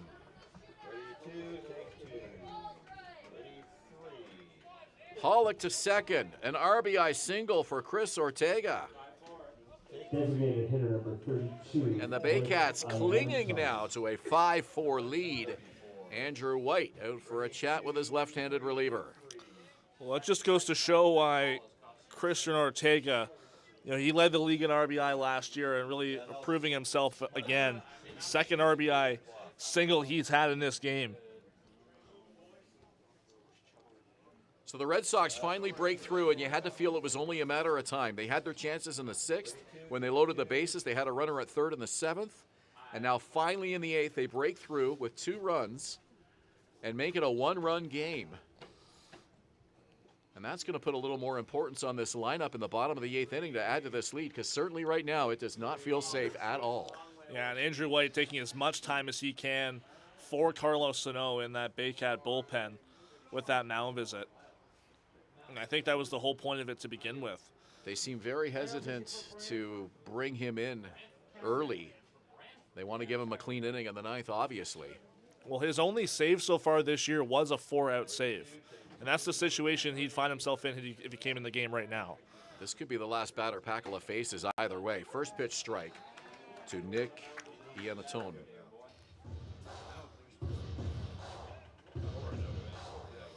Pollock at second, Ortega at first, 5-4 Barrie. They have not trailed in this game. Red Sox could take the lead with a swing of the bat here. 1 ball, 1 strike.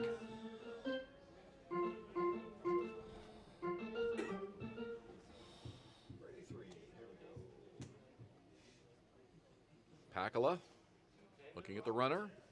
Now looks in, kicks, delivers. On the ground.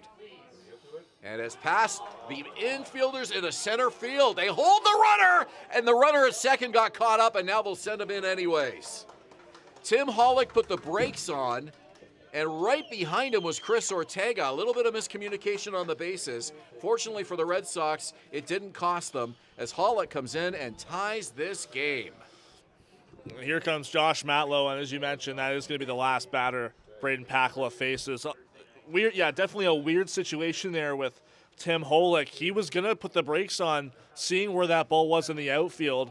There was not really going to be a play. Kinesijo, not the greatest arm out in center field, but he saw that Christian Ortega was going first to third, and at that point he had to start making the trek toward home plate, and it was in his favor, luckily. Yeah, he was at least a third of the way home when he put the brakes on, looked over, and he couldn't go back to third because Ortega was headed there. So fortunately for him, he had plenty of time to get in.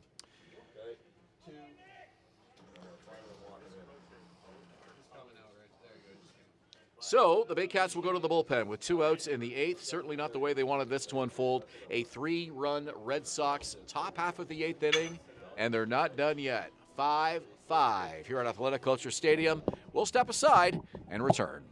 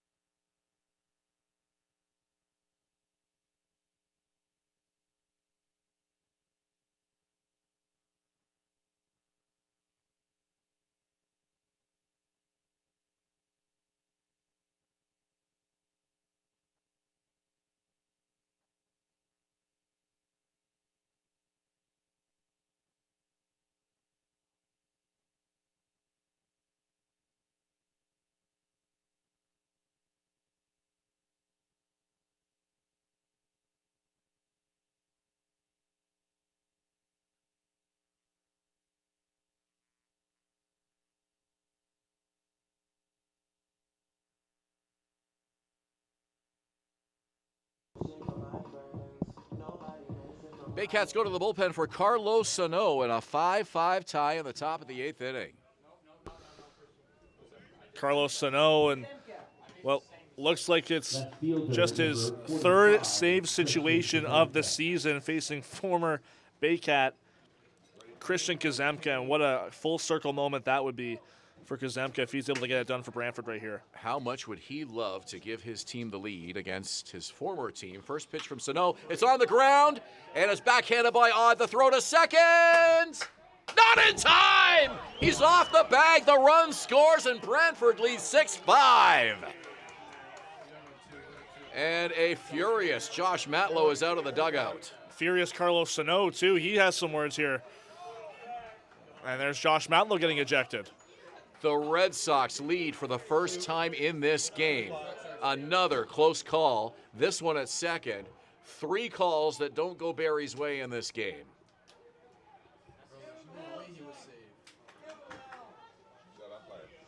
What a play by Adam Odd. Definitely a great effort there from Adam Odd. There was not a whole lot he was going to be able to do. It would have been a tough and a long throw to make towards first base.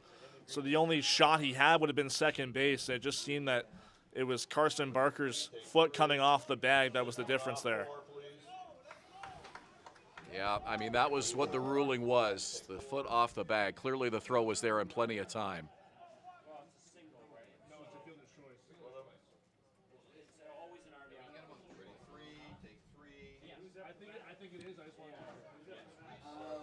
So Christian Kuzemka able to bring home the go-ahead run against his former team. What a storyline for him here tonight. First pitch, swing and a miss by Walker Hulkin.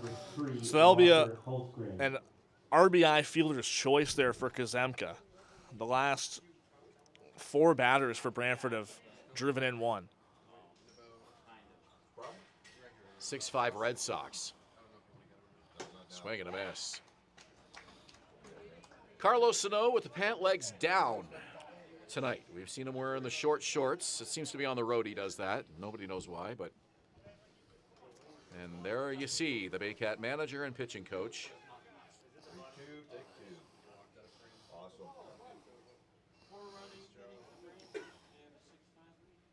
No balls and a strike.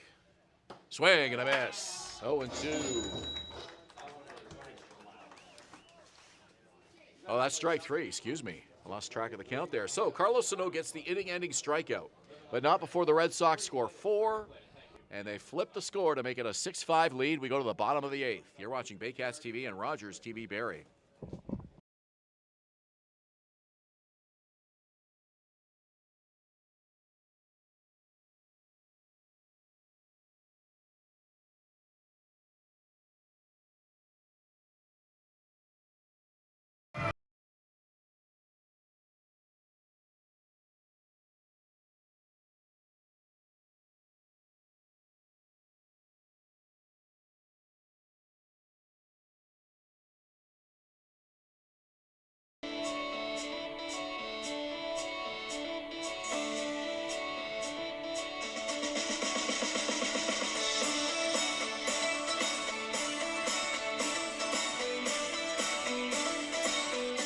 Join Team BKGC. Inside 17,000 square feet of dedicated gymnastic space, athletes of every age and level come together.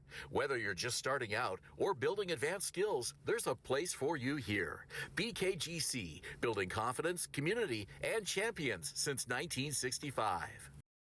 Visit Alliance Billiards and Sports in the northeast end of Barrie. A fun, friendly family environment offering pool, darts, karaoke, and live entertainment. Enjoy a large variety of delicious food and drinks on the patio. You'll come as a stranger and leave as a friend.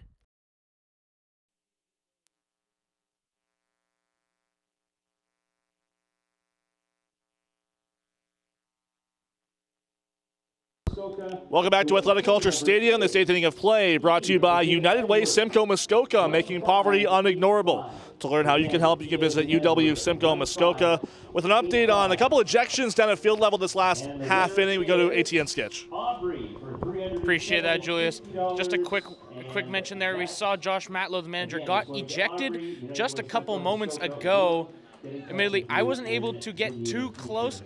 Safe to say there were objects flying throughout the dugout, and can't say that's exactly how you want to end up seeing this one.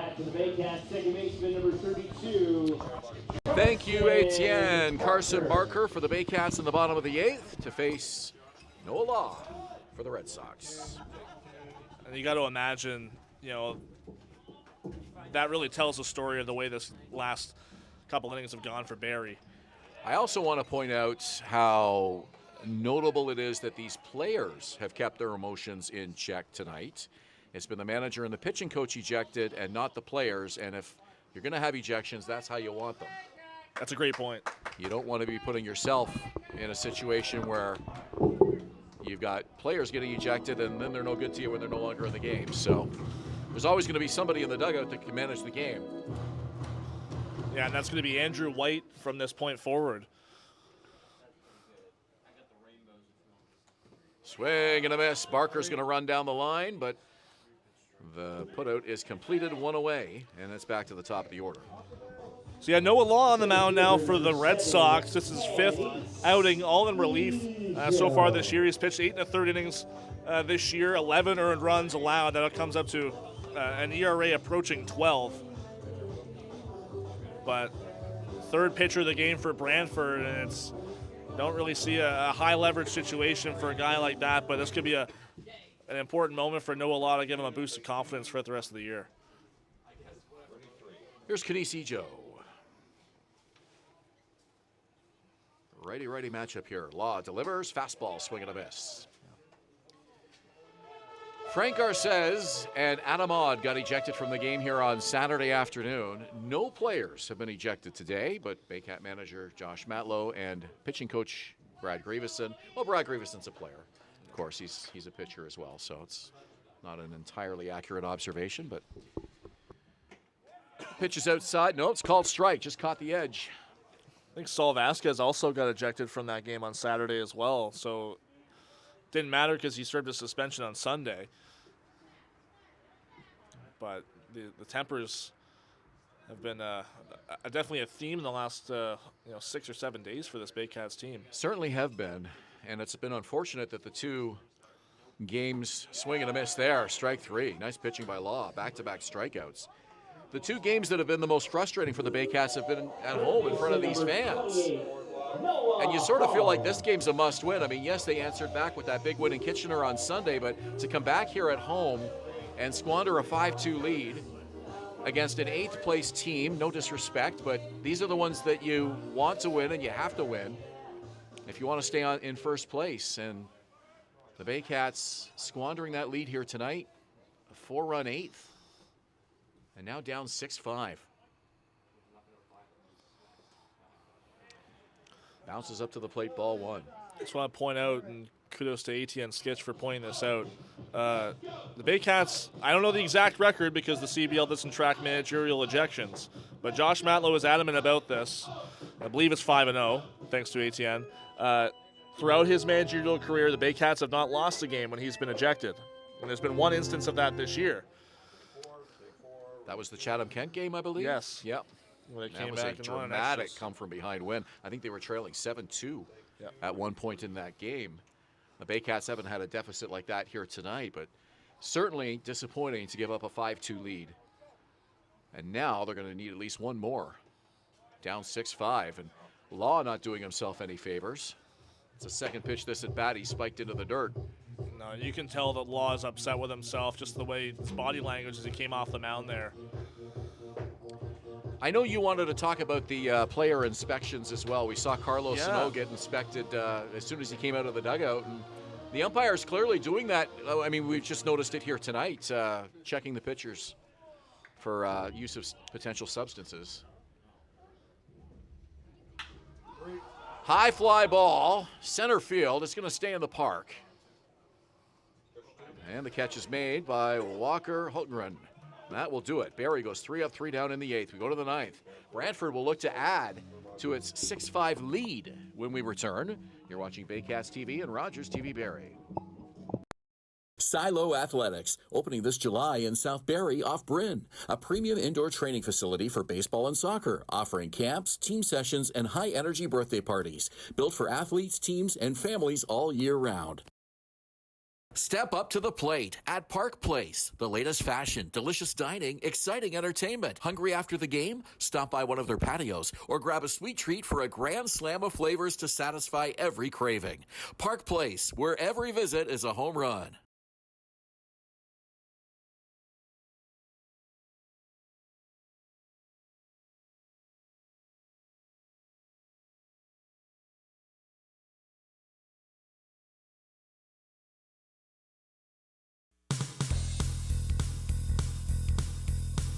Join us this summer at the Baycats Summer Baseball Camp.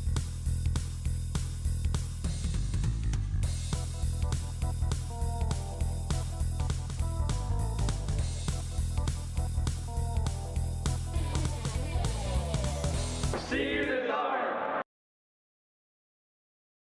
What makes Jersey Mike's a sub above? Is it the premium meats and cheeses, sliced on the spot and piled high on their in-store baked bread? Or could it be their hot, freshly grilled subs? How about all of the above? Jersey Mike's, a sub above. Visit uwsimcomuskoka.ca. Ninth inning here at Athletic Culture Stadium in a situation where the Baycats would have hoped to have been 3 outs away from a win. Now find themselves having to hold on to the 6-5 deficit and try to walk it off again here tonight. They've had some walk-off wins already this season, and that's how this one will go if they're able to get the win against Brantford tonight. Well, and hypothetically, if that happens, that would give Carlos Sano another win. And this one, oh my goodness. Cassidy Watt just got drilled in the helmet, and he's going to sprint to first. Well, that was a make-a-statement trip to first base as he ran.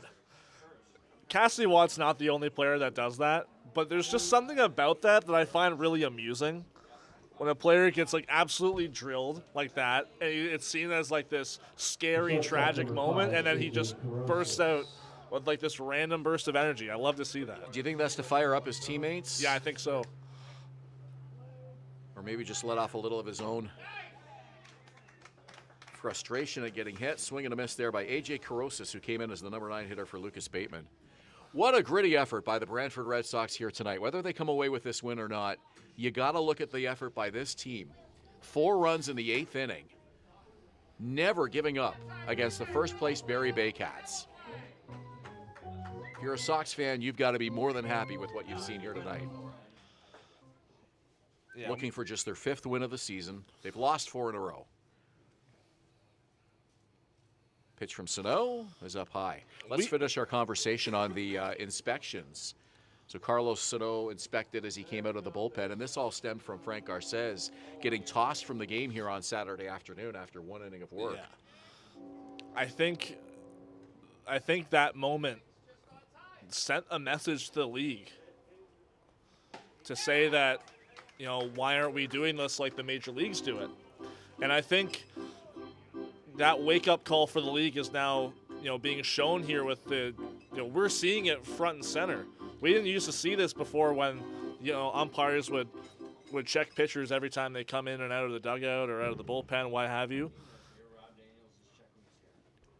Well, prior to this season, I had always wondered why the umpires don't do inspections the way they do in Major League Baseball. And I think now that this is a professional league, I think holding the players to that standard of accountability is a good thing. These are paid players now, so, you know, there are rules and, you know, a certain measure of accountability has to be in place. This one popped up, might be playable. Hull on the grass, dropped it. In and out of his glove. He was in the coach's box, had all the room in the world, and just could not keep it in the glove. Yeah, put an error on the board for the Baycats, their first of the game, and that was a routine play in that coach's box for Noah Hall to get the first out of this 9th inning. Everybody was out of his way. No one's more frustrated about that than him. And back to the substance checks, I think, for one, one could look at it the way as Frank Garces was kind of taking advantage of the league, seeing that they're not checking it. And in that way, it was kind of a bad look on the league to not have been doing it before. You could make that argument all of a sudden now mid-season. Strike 3. Good pitch by Sano. Why not start the inspections at the start of the season on opening day and warn all the teams, hey, this is what we're doing. It's a professional league. We've changed some things, and one thing we are going to be doing is more inspections. And Major League Baseball has been doing it. I think it's good. Making sure everybody's being honest out there. But also, in talking with Josh Matlow before the game, and he was telling me, it seemed like the way Garces had kind of added the substance to his glove, it made it glaringly obvious that he was using it if you went over and inspected them. Well, he gave up 3 runs that inning, too, so whatever he was using was not helping. No. The majors were just barreling up against him, and it was just one hit after another. But also, I will say, I think it also sends a message to the league because it's such a big-name player in this league. Frank Garces, one of the most decorated players in this league, pitcher or batter. So with that kind of player being that not being ejected for that reason, it definitely adds something to it, I think. Sano with a 1-1 count. Fly ball to center field. Kanisi Joe in, now back, and makes the catch. 2-0. In the case of the Garces ejection on Saturday, if you missed it, it happened at the end of the inning after he surrendered a 3-0 lead early on to the London Majors. Was immediately inspected after the ump noticed the substance on the baseball. They checked his glove and was tossed immediately when the substance was found. So frustrating start to that game for the Baycats, and everything just unraveled from there. A first pitch strike to Brody Black. First time that Jacob Cantor had been retired today.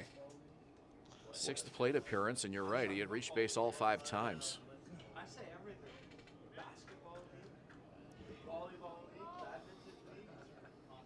Watt with the lead. Sano's 0-1, bounces up to the plate, and there he goes. Cyprian the throw. And he's not in time. The slide is there behind the throw. That was a fantastic throw. I think you put most other catchers in that position to try and make an out on that specific play. Not a whole lot of catchers are getting the ball to the second base that quickly. So as much as it was clear that Watt was in there, great throw there from Cyprian. His best throw of the game. And when you consider how far Cyprian had to go to get to that ball, how far Watt was to second by the time Cyprian was able to get a throw off. That throw was right on the mark. 1-1 the count. Here's the pitch. Called strike. 1-2. Barrie trailing in this game for the first time, 6-5.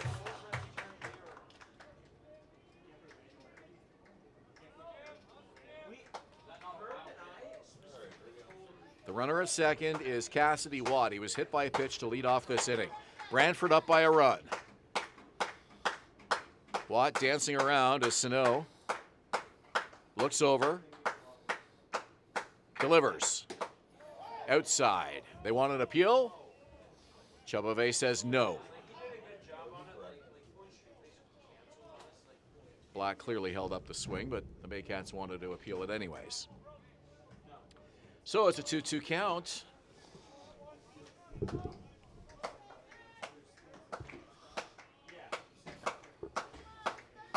Carlos Sano with a pitch, and it's hit to right field down the line. Fair ball into the corner. Rounding third comes Watt. He scores. Trying for 3 is Black. Here's the throw. Not in time, and it gets away. And Black is going to come all the way home. He scores. The Red Sox add 2. And look at that Brantford dugout. 8-5 Red Sox. So that's going to go as an error to, looks like Carson Barker. He was the cutoff man in that throw from right field. It was a great throw from Edgar Figueroa deep in that corner. But no doubt that Black was going to get to third there. And the throw cost Barrie another run, and they're down by 3. So a triple and an error. Watt scores. Black comes all the way home. 8-5 Red Sox. Swing and a miss. This is Tim Hollick now. Everything unraveling on the Baycats in these last 2 innings. 4 in the 8th, 2 here in the 9th. Carlos Sano just trying to get the Baycats off the field and back to the plate. Here's the pitch. Called strike. At least in this instance now, you have a clean slate if you're Carlos Sano, and a bit of a mental reset to get the final out of this 9th inning. And it looks like it's Jorge De La Cruz up in the Brantford bullpen in a safe situation in the bottom half of this frame. 0-2 coming up from Carlos Sano. Here it is, and it's lifted high to left center field. And it's going to drop. That'll be a double. And the Red Sox keep pouring it on here in the 9th. Tim Hollick reaches base for the 4th time in this game. And the inning continues. Here comes Chris Ortega. It just seemed like as soon as a lot of these hitters are getting to the 5th time in the order, that's where they caught fire. You look at the last inning against Braden Pakula, and he got to the top with Cantor, Black, Hollick specifically getting another single to kind of keep that inning alive. That's where it really kind of started for Brantford. And the Baycats need to get this 3rd out quickly here before this score really gets out of reach. It's now 8-5, and we know what this team can do in the bottom of the 9th inning. The walk-off wins that we've seen time and time again here at home, but just seems like with each hit here, it's just getting a little bit harder. A broken bat. Look, that thing broke into about 3 different pieces. And it went flying out of the hands of Chris Ortega. That was a foul ball, but you don't really see bats break like that. If that one chipped off towards the end or near the handle, I'm not quite sure, but it looked like a couple pieces came off of it. Yeah, the main part of the bat went a long distance out of Ortega's hands. Then there was another wood chip out of that thing that went flying. Yeah, and he's gone to the dugout to grab another twig.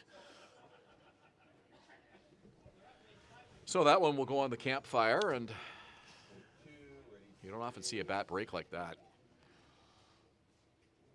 No balls and 2 strikes. Sano with lots of time to mentally prepare himself for this big pitch.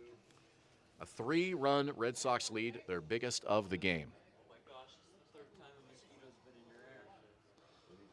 Full marks to the Red Sox, 4 in the 8th, 2 in the 9th. What a come-from-behind win that would be for this ball club if they could hang on. Sano trying to put out the damage right here. 0-2 on the way. And it's a defensive swing to keep the at-bat alive. Fouled over our heads. It'll be another 0-2. Kind of felt like this was a must-win game for the Baycats when it was a 1-run game. Because certainly you don't want to follow up the Saturday game with something like this here at home. And that one low, 1-2. And now the come-from-behind win is a little bit harder, down by 3. Huge swing in the last couple innings. Brantford hadn't led until late in the 8th. 1-2 on the way from Sano, and the at-bat continues. He misses. 2-2.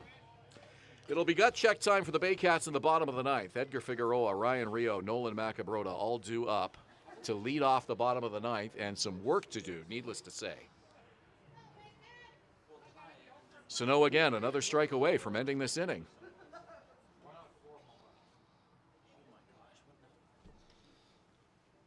Ortega steps out and settles back in. The runner at second is Tim Hollick. Sano with a 2-2, and it's low. The count is full, 3-2. Ortega doesn't chase. Those fastballs have just inched lower and lower throughout this plate appearance, and commend the patience here from Ortega. Looks like it's Carlos Sano versus the world here in this 9th inning. Needs to finish off and get this third out. 3 balls, 2 strikes. Runner at second. And time is called. Now, I thought Ortega had stepped out once already. No, I think that one was Sano stepping off initially, but that one definitely initiated by the batter. So each have used a disengagement here. 3-2 pitch coming up from Carlos Sano. Here it is, and it's a foul ball. What an at-bat here by Chris Ortega. Yeah, Sano already up to 30 pitches in his outing. We've seen some really nice at-bats by the Red Sox tonight. Jacob Cantor, certainly. You look at his output at the plate here this evening, reaching base his first 5 plate appearances. Again, another 3-2 from Carlos Sano. Foul back. 31 pitches now.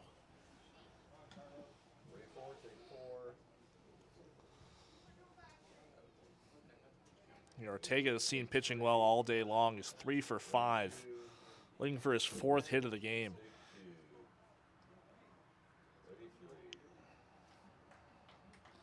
Three balls, 2 strikes, 2 outs, runner at second. Red Sox up by 3, looking for more. Cyprian the target, pitch from Sano, foul back again. What an at-bat here in the Red Sox dugout, fired up. We hadn't heard the vocality of this Red Sox dugout until like maybe the first couple batters of the 8th inning or maybe the late in the 7th. Talk about a morale boost for a team that only has 4 wins. Coming in here and potentially knocking off the league-leading Barrie Baycats.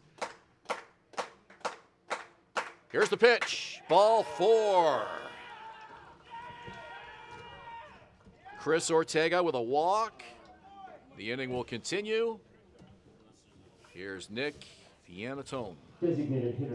We talked earlier in this game about the Red Sox making those little improvements throughout the year and how important it is for their team and how they're noticing that they're showing up, and also how big of a win that was against the Jackfish last week or the week before. You got to imagine if they can pull this one out, this one will be up there as well.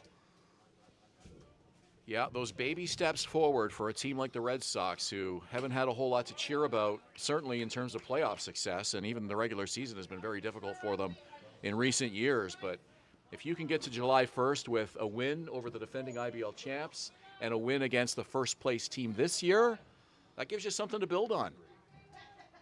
Certainly some confidence in that. Swing and a miss. 0-2 again. Carlos Sano is strike away. This 9th inning has felt like an eternity.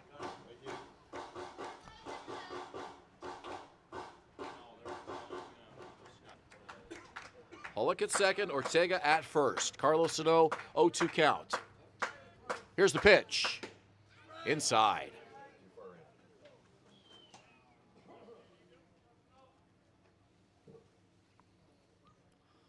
Well, we know what this Baycats lineup can do. Certainly a 3-run deficit is anything but insurmountable for this lineup that can score runs in a hurry. Question is, can this team keep the right mindset and stay positive and confident in what they can do here? 1-2 on the way, swing and a miss. Carlos Sano finally gets the 3rd out of the inning, and that will do it for the Red Sox. Barrie needs 3 to tie. We go to the bottom of the 9th. You're watching Baycats TV and Rogers TV in Barrie. Join Team BKGC. Inside 17,000 square feet of dedicated gymnastic space, athletes of every age and level come together. Whether you're just starting out or building advanced skills, there's a place for you here. BKGC, building confidence, community, and champions since 1965. Visit Alliance Billiards and Sports in the northeast end of Barrie. A fun, friendly family environment offering pool, darts, karaoke, and live entertainment. Enjoy a large variety of delicious food and drinks on the patio. You'll come as a stranger and leave as a friend.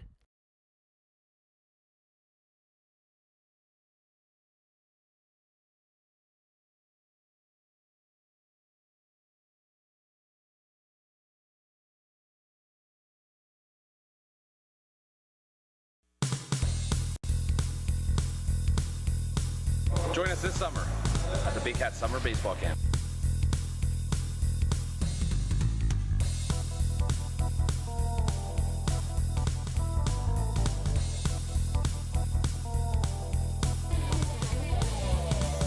See the dark.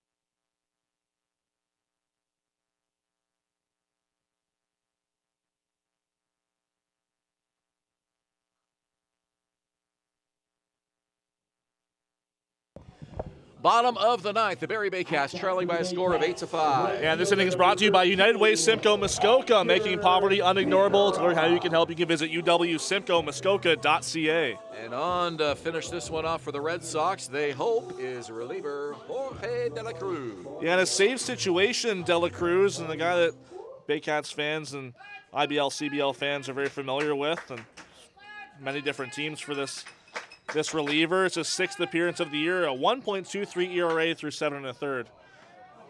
A soft line drive to, or a ground ball to first is in time.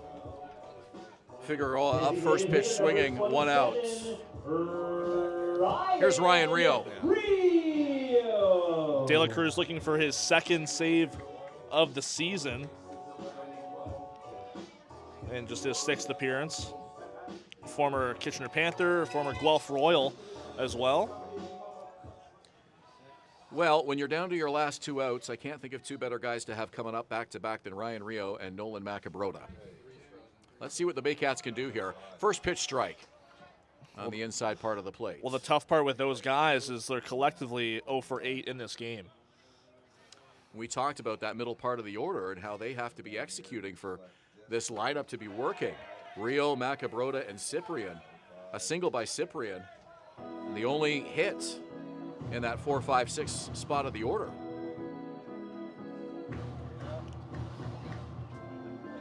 So that has been a deficiency for the Baycats tonight.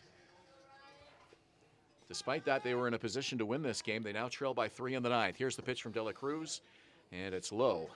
1-2.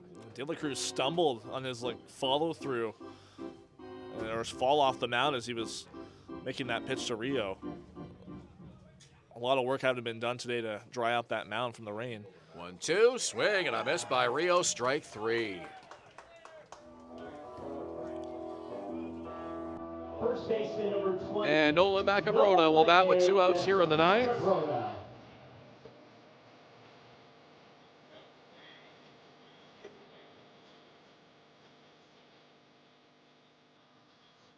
What a roller coaster for the Barrie Baycats these last 3 games. You know, you had one of the most lackluster efforts here on Saturday. They followed that up with an impressive, balanced attack in Kitchener on Sunday afternoon, less than 24 hours later. And then here tonight, they watched the lead unravel against the 8th place team in the league with only 4 wins in the season. Calls on the field that didn't go their way. You know, a lot of the losses early on this year you could chalk up to poor defense causing some runs to come in when they shouldn't have, but it really just seemed to be the Red Sox grittiness rallying back. On the ground foul, and it's 1-2, so the Baycats down to their last strike. And this is part of that mid-season adversity that every team is going to face at some point, even a championship team. You're going to get nights where the umpiring doesn't go your way. You're going to get nights where everybody just seems to be off, which was the case on Saturday. But how about these Brantford Red Sox? Here's the pitch inside. That dugout is going to explode in celebration if De La Cruz can finish this off. This will feel like a championship win for that club. Looking to snap a 4-game losing streak against the first place Barrie Baycats. De La Cruz with a 2-2 count to Nolan Macabrota. Winds and delivers. Just missed. De La Cruz took a couple steps in. Looked like he was ready for the congratulatory handshake from his catcher. He was about a third of the way to home plate. Did not get the call. 3-2 now. Wandy Cyprian is on deck if Macabrota can keep this inning alive. Here's the pitch. Inside, ball 4. So it's not over yet. A walk to Macabrota. Here comes Cyprian. Adam Ott is on deck. Catcher number 21. Great approach there from Nolan Macabrota. You can see a lot of times in a lot of different teams in that situation, they might crumble and that might be a little bit less disciplined, but he took a great approach to work that walk. And we've seen the 2-out hitting of this team be really impressive in this game. We'll see if they can string it together again and make a comeback attempt. That was a character at bat for Nolan Macabrota.